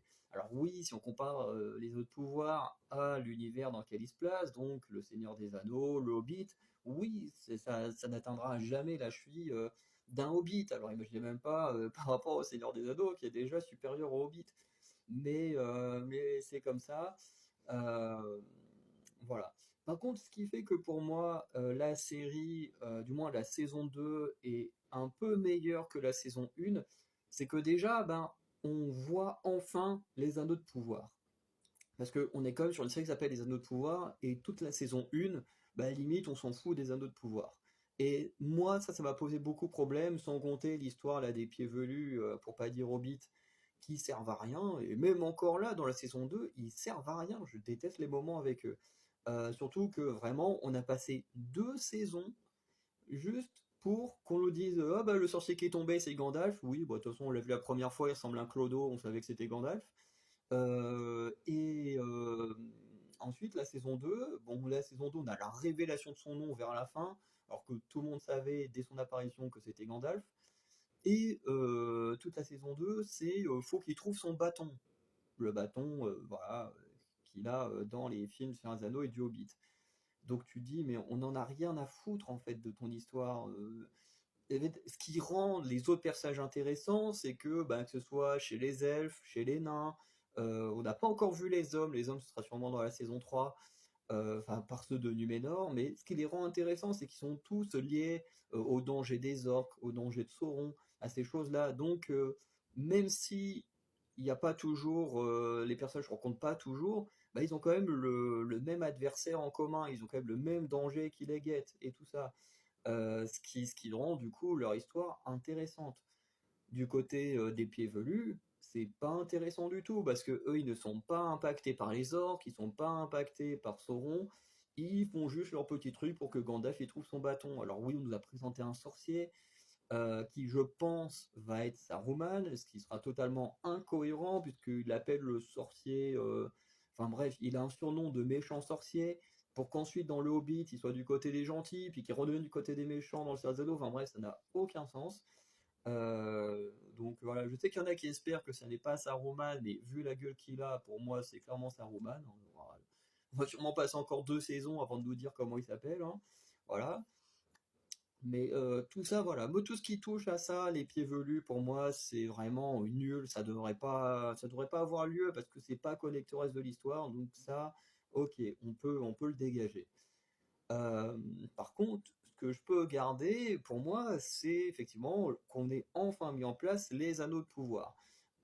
Et surtout, ce que j'aime bien, c'est que dans le Seigneur des Anneaux ou dans le Hobbit, il n'y a que l'anneau unique qui a un pouvoir, bon, de rendre invisible, mais aussi qui a un pouvoir de manipulation, de oui, on va dire de manipulation, de corruption de son porteur avec Bilbo, puis Frodon, Gollum, enfin bref, on a suffisamment vu de porteurs pour savoir ce que ça faisait. Euh, et, euh, et voilà, et ça j'aime bien, parce que dans le Seigneur des Anneaux, tous les autres anneaux, on connaît pas leur effet, on sait pas à quoi ils servent, on sait pas, bref, à part qu'ils ont servi à ce que Sauron prenne le pouvoir, ben voilà, on sait pas trop qu'est-ce qu'ils ont pu faire d'autre. Que là, dans les anneaux de pouvoir, on montre vraiment les effets de ces anneaux-là, puisque les anneaux ont été donnés aux nains, puis ont été donnés aux elfes. les hommes, eux, ce sera sûrement dans la prochaine saison. Et j'ai d'ailleurs très très hâte de découvrir le personnage d'Angmar, parce que bah, c'est le Nazgûl qu'on connaît le mieux. Et, euh, et du coup, ben, le fait d'enfin avoir les zones de pouvoir mis en avant, d'enfin voir leurs effets, notamment comment ça va pourrir la vie des nains, surtout le roi des nains qui va complètement péter un câble, qui va faire n'importe quoi, voilà. Chez les elfes, ça crée aussi de la discordance, voilà. Bon, même si je trouve que c'est un peu incohérent, alors, si j'ai bonne mémoire, je crois que Elrond possède un des anneaux des elfes dans le Seigneur des Anneaux, sauf que là, il veut absolument pas qu'il y ait les anneaux. Donc, corrigez-moi pour Elrond, est-ce qu'il a vraiment un des anneaux dans le Seigneur des Anneaux? Parce que si là, il se bat à fond pour qu'on n'ait pas du tout d'anneaux et qu'au final, bah, dans le Seigneur des Anneaux, il en porte vraiment un, bon, voilà, parce que Elrond, c'est un des seuls personnages, un des rares même, qui est en mode, il faut absolument pas les utiliser, quoi, qui se rebelle même, tout. Bon, c'est comme Galadriel, ils sont totalement à l'opposé de ce qu'ils sont dans le Seigneur des Anneaux, mais bon, il y a quand même des années qui passent, hein, c'est logique, ils sont plus jeunes, plus immatures, tout. C'est vrai qu'on a toujours cette image de eux très sages et tout ça, et beaucoup n'arrivent pas à se l'enlever de la tête, beaucoup restent trop bloqués sur les bouquins, voilà.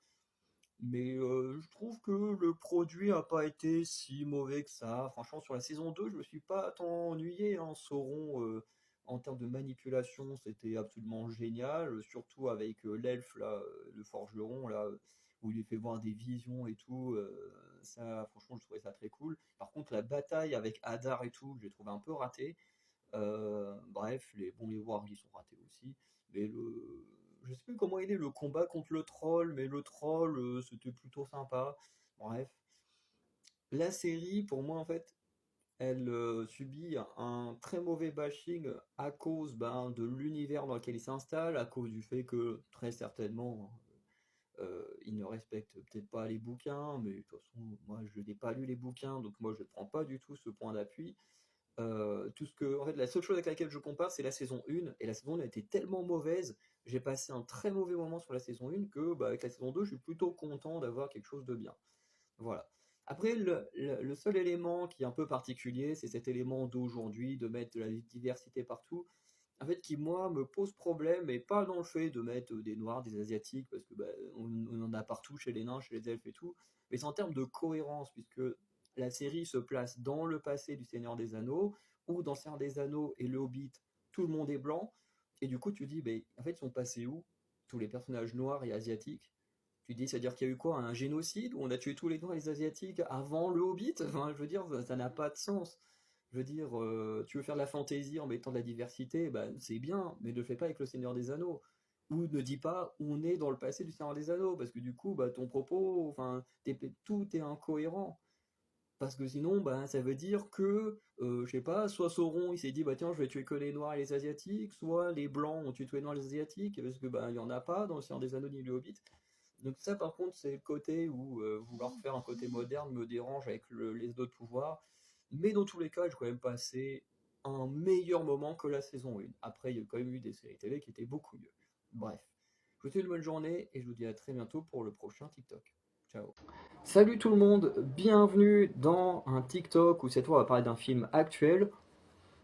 Un film qui est sorti il y a une semaine sur TikTok, donc qui est The Electric State avec Millie Bobby Brown et Chris Pratt, hein, tous les deux quand même très connus, Chris Pratt un peu plus quand même, qui est un film qui reçoit des critiques très mitigées, soit les gens disent que c'est très très nul, soit ils disent que c'est très très bien. Moi je suis plutôt mitigé, parce que j'ai envie de dire que le film est sympa, si tu regardes sans réfléchir. Voilà, si tu regardes sans réfléchir, tu as une petite épopée d'une sœur qui doit retrouver son frère. Bon, c'est sympa, on a déjà vu ça avec la cinquième vague. J'ai déjà lu ça en bouquin dans Sanglant Hiver et qui était 1000 fois mieux que ce film-là. Et, qu'est-ce que je pourrais dire d'autre? Ouais, en vrai, si tu réfléchis pas, tu passes un bon moment. Voilà, t'as un beau casting, visuellement l'univers il est assez cool, on a un univers dystopique et tout, c'est vraiment très sympa. Quand il y a un hélico là, qui fout le bordel à côté, parce qu'aujourd'hui on fête le millénaire de Caen, donc enfin On fait l'inauguration, parce que globalement, ça va être fêté tout le long de l'année, mais c'est ce soir qu'on lance les trucs. Donc là, tout est en train de se préparer en ville, enfin même à l'université, quand on a déjà placé les trucs pour le concert de ce soir, donc c'est un peu le bordel à Caen. Mais bon, c'est comme ça, c'est pas tous les jours qu'une ville prend 1000 ans. Mais pour revenir au film, comme je disais, visuellement c'est beau, le casting il est cool, et si tu réfléchis pas, tu te dis, ouais, je passe un bon moment. Surtout que Millie Bobby Brown, j'ai trouvé vraiment très très cool dans ce film, comparé à La Demoiselle et le Dragon, où je l'avais pas trouvé mauvaise, hein. D'ailleurs je l'avais défendue face aux gens qui l'insultaient sur internet, parce que je trouvais qu'elle avait pas été si mauvaise que ça. Mais je trouve qu'elle joue un meilleur rôle ici que dans La Demoiselle et le Dragon. Même si beaucoup de gens disent que le rôle là est très similaire au rôle qu'elle a dans Stranger Things. Moi je peux pas dire, j'ai pas regardé Stranger Things. Après, si vous regardez le film avec des gens et que vous en discutez après, bon là vous vous rendez compte qu'il y a beaucoup de choses qui ne vont pas. Je vais revenir sur trois quatre points. Donc déjà, l'âge des personnages qui ne colle pas. Je vais revenir sur les robots où ça colle pas. Je vais revenir sur Chris Pratt et Eric Christian Olsen. C'est pour ça qu'il y a une photo du personnage de Eric Christian Olsen dans NCIS. Et je vais revenir sur le frère de l'héroïne. Voilà, parce que tout ça, c'est des points qui pour moi ne collent pas et qui pourtant, beaucoup d'éléments sont centrales dans l'histoire. Par rapport à l'âge, par exemple, bon, c'est très court, mais globalement, pour le personnage de Michelle, donc qui est le personnage de Millie Bobby Brown, Michelle, on nous dit, quand elle rencontre le personnage de Chris Pratt, qu'elle est adolescente. Le truc, c'est que ça ne fonctionne pas du tout, parce que Millie Bobby Brown a 21 ans, et que ça se voit. Ça se voit de fou qu'elle a plus de 20 ans. Et le truc, bah, c'est que ça colle pas quoi. Quand Chris Pratt et tout le monde sont là en mode oh, une adolescente, ou il y a quelqu'un qui lui fait oh, t'es une gamine et tout. Elle a 21 ans, physiquement, elle fait 21 ans.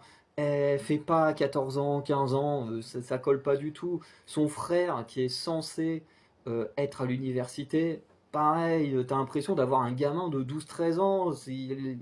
Ok, des fois, t'as des gens qui arrivent à la fac qui ont 16-17 ans. Mais là, non, le mec, il a pas la tête d'un gamin qui va à la fac. Donc, c'est pas un problème, un gros problème pour l'histoire, parce qu'au final, là, les trucs d'âge, c'est dans l'introduction du film. Mais quand même, quand après, bon, sauf pour Millie Bobby Brown, hein, qui elle serait traitée de gamine à certains moments du film, alors que tu vois clairement qu'elle a plus de 20 ans, c'est pas ouf, quoi, parce que au bout d'un moment, arrêtez de prendre des adultes pour jouer des enfants, ça ne sert à rien, ça se voit que c'est pas des enfants. Bref. Autre problème, c'est le monde des robots. C'est-à-dire qu'en gros, au début du film, on dit les robots ils ont fait une révolution, ils ont été vaincus parce qu'on a créé d'autres robots pour les vaincre et on les a foutus dans une ville, ils sont parqués dans une ville et puis c'est tout. Tandis que les humains, eux, ils ont leur société à eux. Et là, pour moi, il y a un truc qui m'a sorti du film et qui fait que tout le long du film, je me suis dit, il y a un truc qui va pas. C'est qu'on est dans un film où les gens ont vécu la guerre avec les robots. Beaucoup sont traumatisés de ce qu'ont fait les robots. Quasiment tout le monde déteste les robots. C'est même avant que la guerre avec les robots commence. C'est limite grave pour les gens quand tu vois le frère de l'héroïne qui a un t-shirt avec le logo d'un robot et qui se fait un peu attaquer par des gens dans la rue alors que la guerre n'avait pas encore commencé. Tu dis voilà, genre après la guerre avec les robots, imaginez à quel point les humains ils peuvent réagir face aux robots. Et pourtant, cette société, qu'est-ce qu'elle fait? Elle vit avec des robots. C'est n'importe quoi. Ils ont tout fait pour se débarrasser des robots pour continuer à vivre avec des robots. Sauf que là, vous allez me dire, oui, mais là, les robots, ils les contrôlent avec un casque, machin. Oui, ils les contrôlent peut-être. Sauf qu'ils ne sont pas à l'abri de revivre ce qu'ils ont vécu avec les premiers robots, qui avaient une conscience propre. Qui dit que ces robots-là, ils peuvent pas en avoir une au bout d'un moment. Même copier ta propre conscience et être une autre version de toi, version robot. Genre, ça aurait été vraiment incroyable qu'ils fassent ce genre de choses. Que tu penses contrôler un robot et qu'en fait, bah, comme il est connecté à ton cerveau, bah, qu'en fait il crée une copie de ton cerveau et te retourne contre toi, genre ça aurait été un truc incroyable. Mais bon, faut pas en demander trop à Netflix, hein, c'est pas les pros d'écriture de films quoi. Euh, mais ça aurait été incroyable. Et là, bah, en fait, c'est juste des gens qui détestent les robots, mais qui font tout avec les robots. Le mec chez qui vit l'héroïne, euh, il fait tout avec des robots.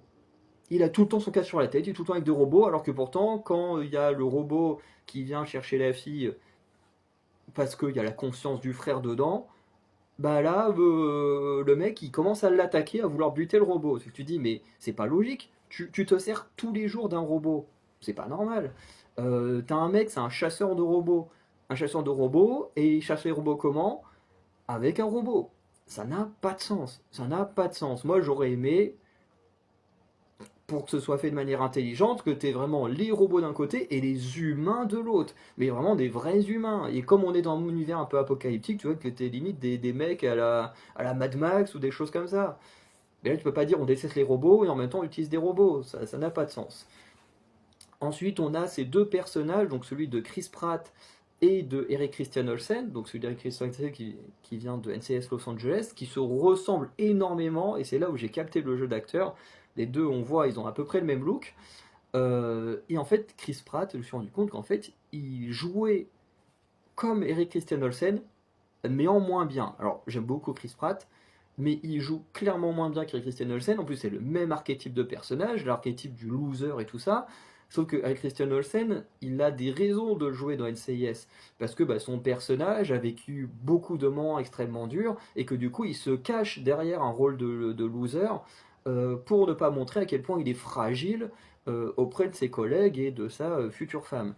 Là, ici, il n'y a aucune raison de ça, parce qu'en fait, Chris Pratt, c'est juste un personnage qui a fait la guerre contre les robots, qui a été sauvé par les robots, et puis bah, qui vit avec un robot. Voilà, c'est limite plus un petit rebelle qu'un loser, en fait. En fait, c'est ça le problème, c'est que le personnage n'a aucune raison d'être un loser. Et pourtant, c'en est un, et il joue exactement comme un Christian Olsen dans NCIS. Et quand tu compares les looks, c'est un truc de fou. Et quand en plus tu regardes un épisode de NCIS à Los Angeles et que tu vois ce film, alors là tu te rends encore plus compte que Chris Pratt s'inspire beaucoup de l'acting d'Eric Christian Olsen.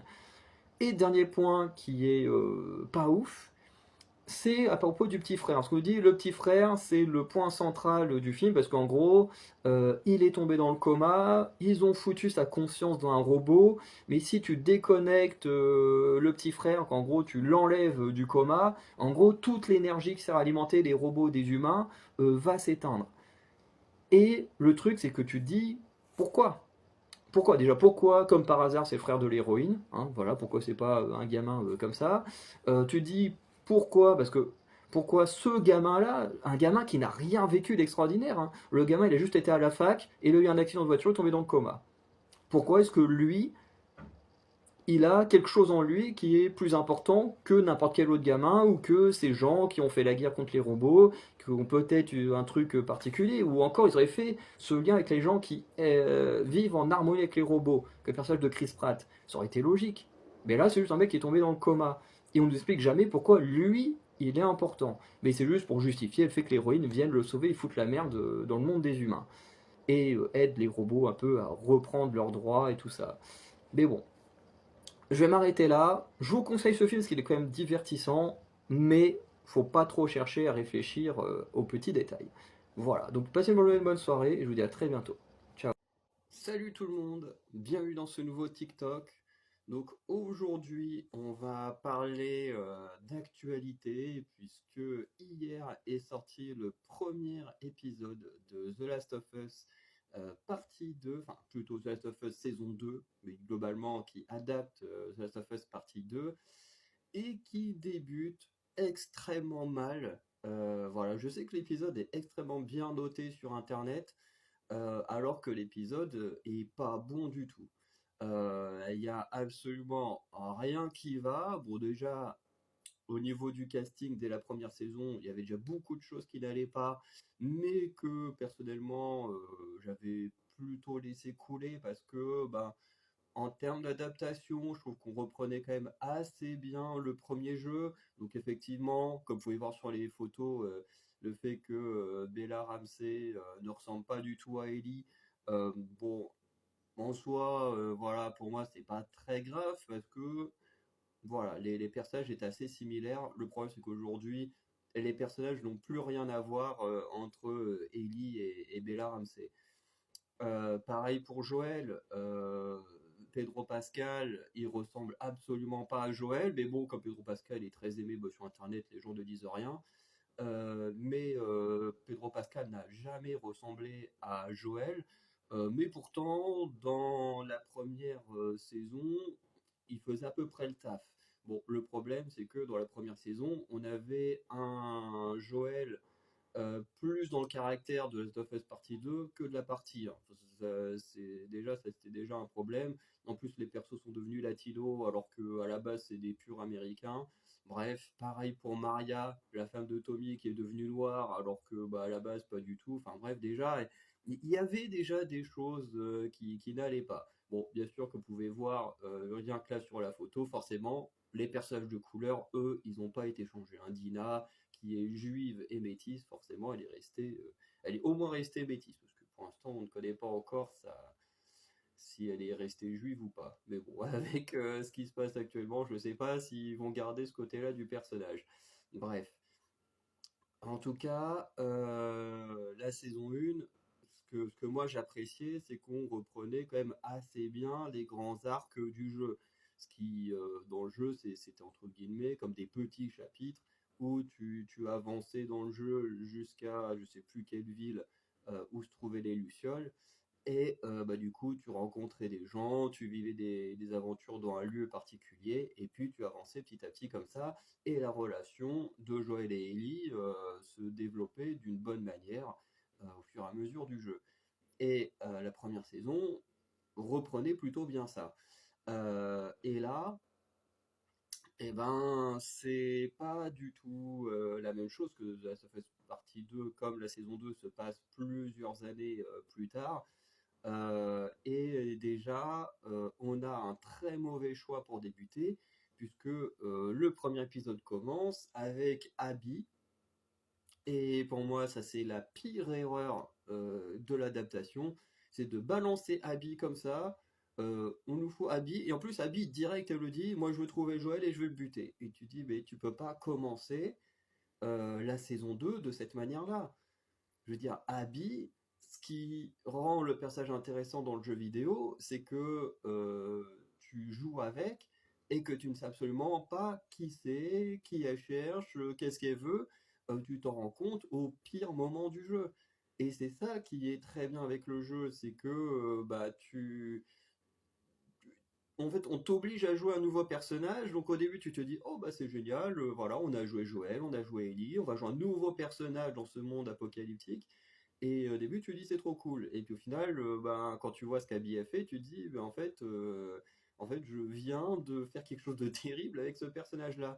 Et c'est ça qui est incroyable, c'est tout le plot twist autour d'Abby. Que là, du coup, on n'a pas de plot twist autour d'Abby, puisque là, la série a à peine commencé qu'on nous dit déjà, bon voilà, moi je suis là, je veux buter Joël. Et pour moi, c'est très problématique parce que du coup, on n'aura jamais la surprise qu'on a eue dans le jeu vidéo. Et ça, moi, ça me pose problème. Parce que les gens qui regardent la série télé, pour une grosse partie, c'est quand même des gens qui n'ont jamais joué au jeu vidéo, qui ne connaissent pas le jeu vidéo. Et du coup, qui ne vont jamais connaître les sensations que nous, on a eues en jouant au jeu vidéo. Et ça, déjà, c'est un gros problème. Sans compter que les personnages ne ressemblent plus du tout à ce qu'ils sont dans le jeu vidéo. Ce qui veut dire que ici, par exemple, Ellie est ultra vulgaire, limite quasiment à chaque phrase, elle te sort des gros mots et tout, ce qui n'est pas spécialement le cas de la Ellie du jeu vidéo. Ici, elle passe son temps à faire des blagues, à ne rien prendre au sérieux, alors que, encore une fois, la Ellie du jeu vidéo, c'est tout l'inverse. Elle est quand même très sérieuse. En fait, elle est pas drôle du tout. Alors oui, dans le DLC, elle a son petit livre de blagues de merde, et puis voilà. Mais la Ellie adulte, elle ne fait plus de blagues. Je veux dire, elle a tout un poids sur ses épaules par rapport à ce qu'elle a appris un peu plus tôt qu'on découvre dans le jeu à travers les flashbacks. Et du coup, elle a tout un truc sur les épaules qui fait que elle ne rigole pas, elle est dans un mood très particulier. Et, euh, et du coup, voilà, elle est hyper sérieuse. Et puis après, bon, quand il se passe certaines choses, elle est juste en mode vengeance. Je veux buter tout ce qu'il y a sur mon chemin. Et puis voilà. Et du coup, la Ellie là qu'on a dans la série télé, ça n'a strictement rien à voir. En plus, on en fait un personnage assez excentrique, genre quand elle est avec Tommy, qui lui apprend à tirer, déjà elle manque de respect de fou à Tommy, alors que dans le jeu, c'était une des personnes les plus proches d'Ellie, qu'elle considère comme son oncle et tout. Donc pas du tout la même relation. Elle se met à crier comme ça en mode ouais, j'ai été mordu, je suis immunisé et tout. La Ellie du jeu, jamais elle ferait ça, même si elle n'a pas forcément envie de cacher le fait qu'elle a été mordue et tout ça. Ça n'empêche qu'elle n'est pas stupide au point de crier comme ça en mode hey, je suis immunisé et tout. Elle le cache à tout le monde. Elle le cache à Dina, qui est la femme qu'elle aime. Elle le cache enfin, parce qu'il n'y a que Joël et Tommy qui sont au courant. Mais voilà.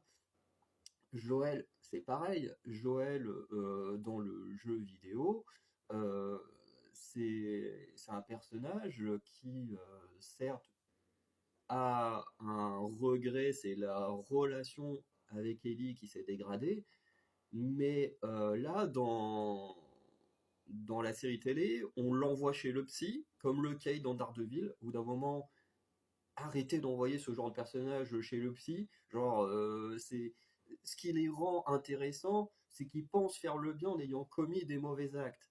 C'est-à-dire qu'ils sont persuadés d'avoir fait les bonnes choses. À aucun moment, ces hommes-là, ils regrettent leurs actes. Et d'ailleurs, dans une scène qui a été cutée, euh, justement là, dans l'adaptation, Joël, il dit mot pour mot à Ellie, si je devais refaire ce que j'ai fait à l'hôpital, je le referais sans hésiter.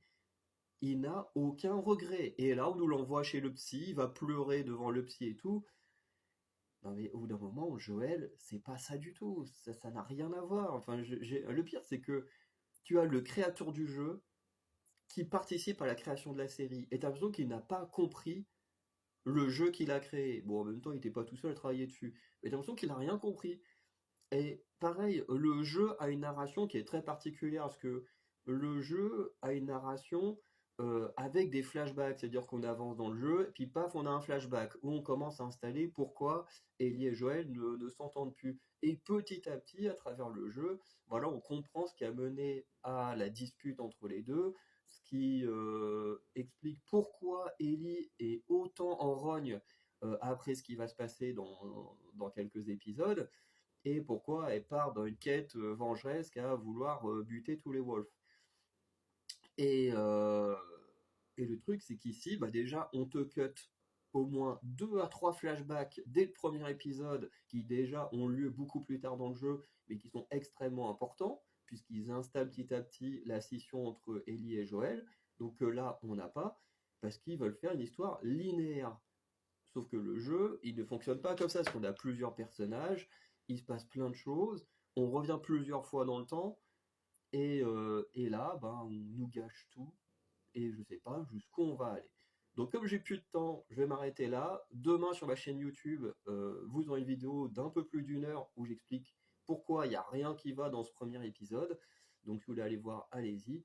Et sinon, je vous dis à très bientôt pour de nouvelles vidéos qui ne feront pas plaisir non plus, parce que j'ai l'intention de parler du cas Narnia bientôt. Allez, ciao.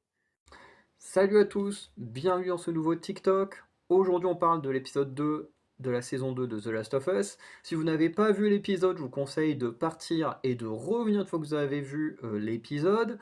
De plus, dans la description, je vais mettre le lien de ma chaîne YouTube où je parle de cinéma et vous retrouverez prochainement une version longue, beaucoup plus détaillée, tout ça, de mon avis autour de cet épisode de The Last of Us. Vous aurez aussi celui de l'épisode 1 notamment, puis de plein d'autres, bien d'autres univers. Voilà. Donc, cet épisode 2, il y a du bon, il y a du mauvais. Je vais revenir sur certaines choses en 10 minutes, j'aurai pas le temps de revenir sur tout, c'est pour ça que je vous oriente voilà, vers ma chaîne YouTube où vous aurez une vidéo qui durera 10 fois plus longtemps, donc voilà. Euh, et qui sera du coup beaucoup plus détaillé. Donc pour cet épisode, on a eu du bon et du moins bon, voilà, donc déjà on a toujours ce problème de temporalité, ce qui veut dire que ce qui se passe dans les 2 épisodes du coup, se passe sur 2 ou 3 jours différents, là où dans la série, tout se passe exactement le même jour. C'est-à-dire que quand le jeu il commence, où nous on joue réellement, enfin, quoique, on joue un peu avec Joël le temps d'aller à Jackson et ensuite on reprend Ellie et puis là le jeu démarre, vraiment. Je veux dire, voilà, on fait, bah, du coup, tout ce qui se passe dans l'épisode 1, donc la patrouille, on va dans le magasin et ensuite il y a la tempête de neige au moment où il faut enfin, c'est même pas au moment où ils veulent rentrer, mais la tempête de neige quand même arrive à peu près à ce moment-là. Du coup, bah, Ellie et Dina se réfugient, dans la planque de je sais plus comment il s'appelle, Eugène, et du coup, dans cet endroit-là, bon, bah, il se passe ce qui se passe dans le jeu, hein, voilà, elles découvrent un endroit secret de la baraque, hein, dans les sous-sols. En gros, il y a plein de plantations de cannabis et tout. Elles font leur petite affaire et pas que avec le cannabis, si vous voyez ce que je veux dire. Et ensuite, au réveil, Jesse les retrouve et il leur dit voilà, Joël et Tommy, ils ont disparu, on les a pas revus, il se passe quelque chose. Et du coup, là, Ellie, elle part pour essayer de les retrouver. En fait, le trio se sépare, chacun essayant de couvrir une zone en espérant retrouver Joël et Tommy. Et tout ça, encore une fois, se passe dans le même jour. La mort tragique de Joël se passe exactement le même jour. Enfin bref, enfin quasiment, enfin non, c'est quasiment du coup, oui, plus. Enfin quoique on sait pas trop en fait si c'est sur un jour ou 2 jours euh, parce que bon, on sait pas trop quel temps il y a entre le moment où Ellie et Dina font leur affaire et le moment où Jesse vient les réveiller. Enfin voilà, donc euh, je pense que c'est au moins sur 1 ou 2 jours. Là, ici, ben, c'est un peu pareil, mais en tout revisité bizarrement. Et les groupes sont également divisés. C'est-à-dire que là, Ellie fait sa patrouille avec Jesse, alors que normalement Jesse fait sa patrouille tout seul, parce qu'il a tellement d'expérience dans la survie que bah, il peut faire tout seul. Ellie est censé faire sa patrouille avec Dina, parce qu'il faut pas oublier que même si The Last of Us Partie 2, c'est un jeu uniquement, enfin quasiment uniquement centré sur la vengeance et la rédemption pour Abby, ça raconte aussi une histoire d'amour autour de Dina et Ellie. Donc normalement cette histoire d'amour, on nous la présente et on nous la développe, notamment avec cette patrouille où elles finissent par faire leur affaire dans la planque de Gênes.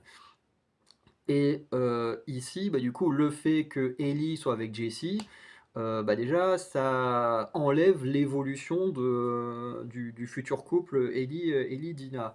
En plus, ils ouvrent la planque, ils sont là direct, ils trouvent le cannabis et tout, alors que à la base, le cannabis est bien planqué dans un sous-sol et tout. Bref, c'est juste histoire de faire un clin d'œil, mais en vrai, on s'en fout. Et en plus, Ellie, elle va absolument consommer la drogue et tout, alors que celle du jeu, bon, voilà, elle le fait de circonstance, parce que bon, bah voilà, ils ont trouvé des trucs déjà faits, donc ils disent, bon, allez, tiens, si on testait. Mais la Ellie n'est pas une droguée de base, hein, voilà. Et surtout, le pire, c'est d'avoir séparé Joël et Tommy, parce que dans le jeu, Joël et Tommy sont ensemble, ils retrouvent Abby qu'ils vont sauver des infectés, et en le faisant, du coup, ils se font avoir, puisque bah, Tommy va faire l'erreur de dire son nom et celui de son frère, qui du coup est la cible d'Abby. De toute façon, on s'est dit dès l'intro de la saison 1. Et du coup, bah voilà, Abby, elle fait ce qu'elle a à faire. Et Tommy, lui, bah, comme il n'est pas la cible, il est blessé au visage et il cherche par la suite également à se venger comme Ellie. Les deux ont énormément de points en commun, notamment cet aspect de vengeance entre une qui se sent coupable d'avoir refusé de pardonner à Joël. euh, mais en même temps, bon bah voilà, il a fait ce qu'il a fait, puis elle savait pas qu'il allait crever comme ça le lendemain. Mais bon, la conversation a été supprimée de la série télé, donc bon bah voilà, on n'a pas ce moment qui est génial dans le jeu. Et dans le cas de Tommy, bah, c'est quand même à cause de lui que son frère est mort. S'ils avaient jamais donné leur nom, ou s'ils n'avaient pas donné leur vrai nom, bah Joël serait encore en vie. Le groupe d'Abby aurait même pas su que le mec qu'ils essayent de tuer est sous leurs yeux. Et du coup, bah Tommy il s'est fait agresser, son frère est mort à cause de lui parce qu'il a donné le nom de son frère. Du coup, bah, dans le jeu, il s'en veut énormément. Il veut se venger. Et là, bah non, on a foutu Dina à la place. Bon, je trouve que ça marche pas aussi bien. On a toutes ces agressions avec les infectés. Alors, c'est plutôt sympa, visuellement, c'est plutôt pas mal. Toute la horde d'infectés qui attaque Jackson, alors qu'il n'existe pas dans le jeu, hein. Jackson n'a pas de problème dans le jeu. Mais là, bon, voilà, ils ont fait une attaque qui est plutôt sympa. On a un colosse que Tommy va combattre, qui est plutôt sympa. En plus, il le bat de la même manière un peu que la façon qu'il faut tuer un colosse dans le jeu. Même si, bon, c'est pas non plus incroyable comme scène, hein. C'est juste, j'ai mon lance-flamme, et puis bah voilà, je reste à distance, donc c'est pas non plus hyper badass, mais bon, voilà. Surtout qu'en plus, à ce moment-là, tous les infectés et tout, ils passent à côté de Tommy, ils en ont rien à foutre, alors que dans le jeu, ils chopent le truc, la personne la plus proche d'eux-mêmes. C'est-à-dire que si dans le jeu, tu es avec ton partenaire, que tu décides de te barrer en courant, bah du coup, tous les infectés, ils sautent sur ton partenaire si lui, il court pas aussi vite que toi. Donc, je veux dire, il y a quand même des incohérences. Puis même dans n'importe quel film de zombies, les zombies, ils vont pas courir à côté de toi parce qu'il y a un zombie qui essaie déjà de t'attaquer. Ils vont tous essayer de te bouffer. Enfin, bref, ça fait pas sens. Mais la bataille à Jackson est quand même plutôt sympa visuellement, donc ça va. Autre chose qui est plutôt sympa, c'est toute la horde aussi qui poursuit Abby. Voilà, pareil, scène qui reprend aussi le jeu, hein, Abby qui se fait enfin, qui là reprend le jeu parce que l'attaque de Jackson n'existe pas, mais la Abby qui se fait poursuivre par une horde d'infectés, ça par contre c'est vraiment dedans. C'est plutôt cool. La photo qu'on voit fait partie justement de l'adaptation de la scène du jeu, qui est assez impressionnante, surtout sur ce moment-là. Et voilà, c'est plutôt les bons points. Après, le très mauvais point, je pense que ce sera le dernier dont je vais pouvoir parler, et du coup, n'hésitez pas à aller voir ma vidéo sur YouTube qui sortira sûrement demain ou jeudi, voilà, en fonction de comment j'aurai eu le temps de la faire et tout ça. Mais la mort de Joël, pour moi, a été totalement ratée. Dans le sens où, déjà ici, Abby, elle nous fait un énorme discours, alors que dans le jeu, elle ne parle quasiment pas. Voilà, elle fait ce qu'elle a à faire, et puis c'est tout. De toute façon, en fait, Joël est très intelligent, c'est pas un crétin. Il n'a pas besoin qu'on lui fasse un discours, qu'on lui explique pourquoi on veut le buter. Il sait très très bien pourquoi on veut le buter dans le jeu. Voilà, quand il demande à Abby qui elle est, et puis qu'elle lui répond un truc du genre, bah vas-y, à ton avis, à ton avis, pourquoi je suis là? Tout de suite, tu vois dans son regard qu'il a capté et tout ça. Pedro Pascal qui joue hyper mal, quand même. Le mec, il se prend un coup de fusil à pompe dans le genou, il a zéro réaction. Enfin, bon, bien sûr, il se casse la gueule, hein, mais je veux dire, il y a zéro réaction. Bella Ramsey joue hyper mal quand Ellie est à sa place, puisque quand tu regardes le jeu ou une scène du jeu, euh, bah, le personnage est en détresse, il hurle et tout, enfin, c'est incroyable. Là, ici, bah, voilà, ils ont essayé de refaire un peu la même chose, mais en clairement moins bien. J'ai eu zéro émotion, alors que juste avant, j'ai regardé une vidéo où il y avait des extraits du jeu, ça m'a fait quelque chose. Donc voilà, il y a du bon, il y a du très très très très mauvais, mais n'hésitez pas à aller voir sur ma chaîne YouTube pour en savoir plus. Donc je vous dis à très bientôt. Ciao. Salut à tous, bienvenue dans ce nouveau TikTok. Aujourd'hui, on va parler de The Last of Us et de Narnia par rapport à ce qui se passe actuellement et à ce qu'il s'est déjà, enfin, ce qui s'annonce pour la suite en ce qui concerne Narnia. Et du coup, de manière thématique, on va parler de ce cas des réalisateurs producteurs qui préfèrent faire de la politique plutôt que de l'art au cinéma. Et en fait, c'est un truc qui a lieu depuis plusieurs années, sauf que, bon, parler de sujets politiques, écologiques, ce genre de choses, ça a toujours été le cas dans le cinéma, mais en tant que thème et pas tel que c'est aujourd'hui. Par exemple, on prend un Star Wars The Acolyte. Star Wars The Acolyte, à peine le projet annoncé, ça débutait très mal, puisque au lieu de te vendre le projet sur la série en elle-même, on te vendait le projet juste sur, bah, regardez, notre héroïne, c'est une femme, elle est noire, et puis, bon, bah, l'histoire, on s'en bat les couilles. Et du coup, bah, ça a fait quoi? Bah, ça fait que Star Wars The Acolyte était une série complètement nulle, parce qu'au final, quelqu'un comme moi qui ne connaît pas l'univers ne comprenait même pas c'était quoi un acolyte. Alors qu'en plus, ça s'explique en une phrase de manière hyper simple. Et, euh, et le truc, c'est que bah, toutes les œuvres d'art bah, en prennent un coup aujourd'hui, ou du moins ce qui pourrait être des œuvres d'art.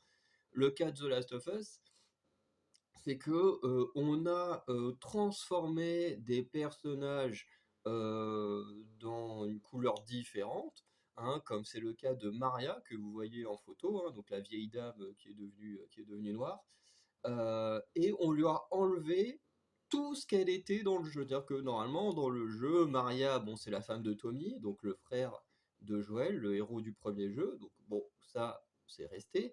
Sauf que dans le jeu, Maria, c'est elle qui dirige Jackson. Elle dirige la ville, et on comprend même par rapport à Tommy, tout ça, que c'est clairement elle qui dirige la ville quasiment toute seule, quoi, que celle qui porte la culotte à la maison et tout ça. Euh, et il faut croire qu'avoir une femme blanche qui dirige une ville, faut croire que c'est pas acceptable pour HBO, puisque bah, du coup, on lui a tout enlevé, on l'a transformée en femme noire, on en a fait une mère de famille alors qu'à la base, elle n'a pas d'enfant.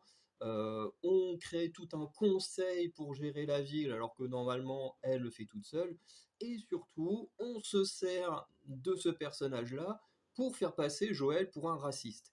Parce que dans le premier épisode de la saison 2 de The Last of Us, Joël et Maria ont une discussion sur les réfugiés, où Joël il dit, voilà, on n'a plus de place à Jackson, on galère à construire des nouveaux bâtiments, enfin à réparer tout ce qui est à réparer, enfin bref, on galère à vivre avec le nombre qu'on est, donc on ne peut plus accepter de gens. Faut pas oublier qu'on est dans un monde post-apocalyptique, donc où la nourriture est très restreinte, où l'électricité est très restreinte, enfin tout est très restreint, et t'as plein de créatures tout autour de ta ville qui veulent te buter s'ils te voient. Donc tu peux pas être un bisounours. C'est la survie avant tout. Et très clairement, Maria lui fait une réflexion en mode, bah oui, bah toi aussi t'étais un réfugié avant, donc tu dois accepter qu'on prenne tous les réfugiés. Sauf qu'au final, bah, c'est juste mettre ta ville en danger, faire ce qui s'est passé avec David dans la première saison, que tout le monde crève de faim et se mette au cannibalisme. Enfin bref, c'est complètement débile. Et le truc, c'est qu'on te fait croire que c'est elle qui a la bonne réflexion et pas Joël. Alors que bah, dans un univers comme ça, bah, la bonne réflexion, c'est de survivre et faire survivre bah, les personnes avec qui tu es, et pas ramener n'importe qui, du coup être en surnombre, et du coup bah, que tout le monde crève parce que bah, ou que tout le monde s'entretue parce qu'il n'y a plus rien à manger, il n'y a pas assez d'endroits où vivre, enfin bref. Et du coup, on l'a transformé Maria pour ça, pour voilà, dire oh là là, si vous acceptez pas les étrangers, c'est que vous êtes raciste. Bref, c'est pas le propos de The Last of Us, et je trouve ça complètement débile qu'on en fasse ce genre de propos. Pareil avec Ellie dans le premier épisode, qui clairement à un moment donné dit à Dina quand elles entrent dans le magasin avec les infectés, où elle lui sort clairement pour l'encourager en mode ouais, on va quand même pas laisser les hommes faire ça alors que nous on peut le faire. Elle le dit pas comme ça, mais très clairement, c'est une phrase en mode voilà, nous on est des femmes, on peut faire aussi bien que les hommes. Sauf que dans le jeu, Ellie ne se permet pas ce genre de réflexion, que ce soit Ellie, Dina, Maria, ou même les hommes, ils sont tous au même niveau, ils survivent tous dans un monde apocalyptique, et ils sont tous suffisamment forts pour survivre contre les créatures qui les entourent. Donc il n'y a pas besoin de ce genre de réflexion en mode de, oui, nous les femmes, on peut faire aussi bien. Et ça, c'est hyper rageant. Et pour moi, ça gâche totalement ce qu'est réellement The Last of Us. Du coup, à la base une histoire d'amour dans le premier jeu, et ensuite une histoire de vengeance dans le deuxième jeu. Là, on fait de la politique qui n'a rien à voir avec le jeu. Mais le problème, c'est que ça ne se termine pas, parce que Netflix va produire du coup les films Narnia, et pour ça, ils ont fait appel à Greta Gerwig. Donc Greta Gerwig, c'est qui? C'est une réalisatrice qui a fait Barbie. Barbie qui est un des pires films en termes de politique, enfin d'opinion politique que j'ai pu voir, puisque le film très clairement te dit voilà, le patriarcat c'est de la merde. Bon, c'est sûr que c'est pas le truc parfait, sauf que le patriarcat ça fonctionne pas non plus, donc au bout d'un moment, ça sert à rien de frapper tout le temps sur le patriarcat. Mais on nous dit voilà, le patriarcat c'est nul, la société parfaite c'est une société où toutes les femmes ont le pouvoir et que les hommes du coup obéissent aux femmes. Donc déjà, on commence très très mal pour une personne qui se dit féministe. Euh, et en plus, dans le film, il y a quand même des scènes où on te dit bon bah voilà, les femmes qui sont enceintes, voilà, ces femmes-là, faut surtout pas les regarder parce que bah, ces femmes-là, oula, c'est pas bien. On nous dit voilà, les femmes qui ont des vergetures, des trucs comme ça, faut pas les regarder. Enfin bref, si t'as pas le corps de Margot Robbie, faut pas te regarder parce que t'es pas une bonne femme, quoi. Bref, le film est a complètement un message à chier. Tous les hommes sont méchants, toutes les femmes, bon, bah, quasiment toutes les femmes sont parfaites parce que bon, celles qu'il faut pas regarder, on les enlève vite fait du film et puis voilà. Bref. Et le problème de Greta Gerwig, c'est qu'elle a elle-même annoncé dans des interviews qu'elle ne fait pas du cinéma pour faire de l'art, elle fait du cinéma juste pour envoyer du féminisme à tout va dans ses productions. Et pour moi, c'est un gros problème parce que le cinéma, tu peux avoir des idées forcément sur le féminisme, sur le racisme, sur l'homophobie, sur ces choses-là. Sauf qu'il faut le faire de manière intelligente. Ton film, c'est pas censé être ton opinion politique. Tu peux le faire de manière subtile, comme par exemple les X-Men, les comics X-Men, à la base, ont un sous-texte par rapport au racisme, mais on suit quand même l'aventure des X-Men et on comprend, quand on est assez intelligent, on comprend derrière qu'il y a une question de racisme. Le problème des films de Greta Gerwig, c'est qu'ils sont faits uniquement pour parler de féminisme et en plus c'est même pas le bon féminisme, c'est même pas ce féminisme où les hommes et les femmes arriveraient à égalité. Non, c'est un féminisme où les femmes seraient supérieures aux hommes. Et elle, tout ce qu'elle veut, c'est faire sa propagande du féminisme à travers ses films. Et du coup, on en arrive à Narnia, c'est que Greta Gerwig a bien l'intention parce qu'elle a signé un contrat de plusieurs films pour Netflix, et du coup elle va toucher à Narnia, et sa superbe idée, vous savez c'est quoi? Eh ben c'est de transformer Aslan, et oui Aslan le lion là, il n'est pas là pour rien, elle a décidé que Aslan serait une femme. Et oui, parce que je crois que c'est Meryl Streep, ou une actrice du genre, qui est en pourparlers pour faire la voix d'Aslan. Alors que l'auteur du roman, c'est con que je l'ai pas là avec moi le roman, parce que j'ai tout, enfin j'ai la compilation, la grosse compilation de tous les romans. Et du coup, l'auteur C.S. Lewis a totalement dit dans des notes, voilà, que pour lui, Aslan, c'était l'équivalent de Dieu ou de Jésus dans son univers. Ce qui veut dire que on va transformer la figure divine chrétienne en femme. Donc, pour sa propagande féministe, Greta Gerwig est prête à faire un pied de main au christianisme. Alors, je ne suis pas religieux, mais ça n'empêche que bah, si tu veux créer des histoires comme ça, bah, fais des histoires originales. Ne retouche pas à nos classiques pour ta propagande féministe. Voilà. Donc voilà, je vais m'arrêter là. J'ai dit tout ce que j'allais dire sur The Last of Us, sur le futur projet où Aslan va devenir une lionne. Bref, j'espère que ça n'arrivera jamais, mais bon, c'est Netflix, donc on sait que ça sera quand même le cas. Donc n'hésitez pas à me dire ce que vous pensez de tout ça, et on se dit à très bientôt pour un nouveau TikTok. Ciao.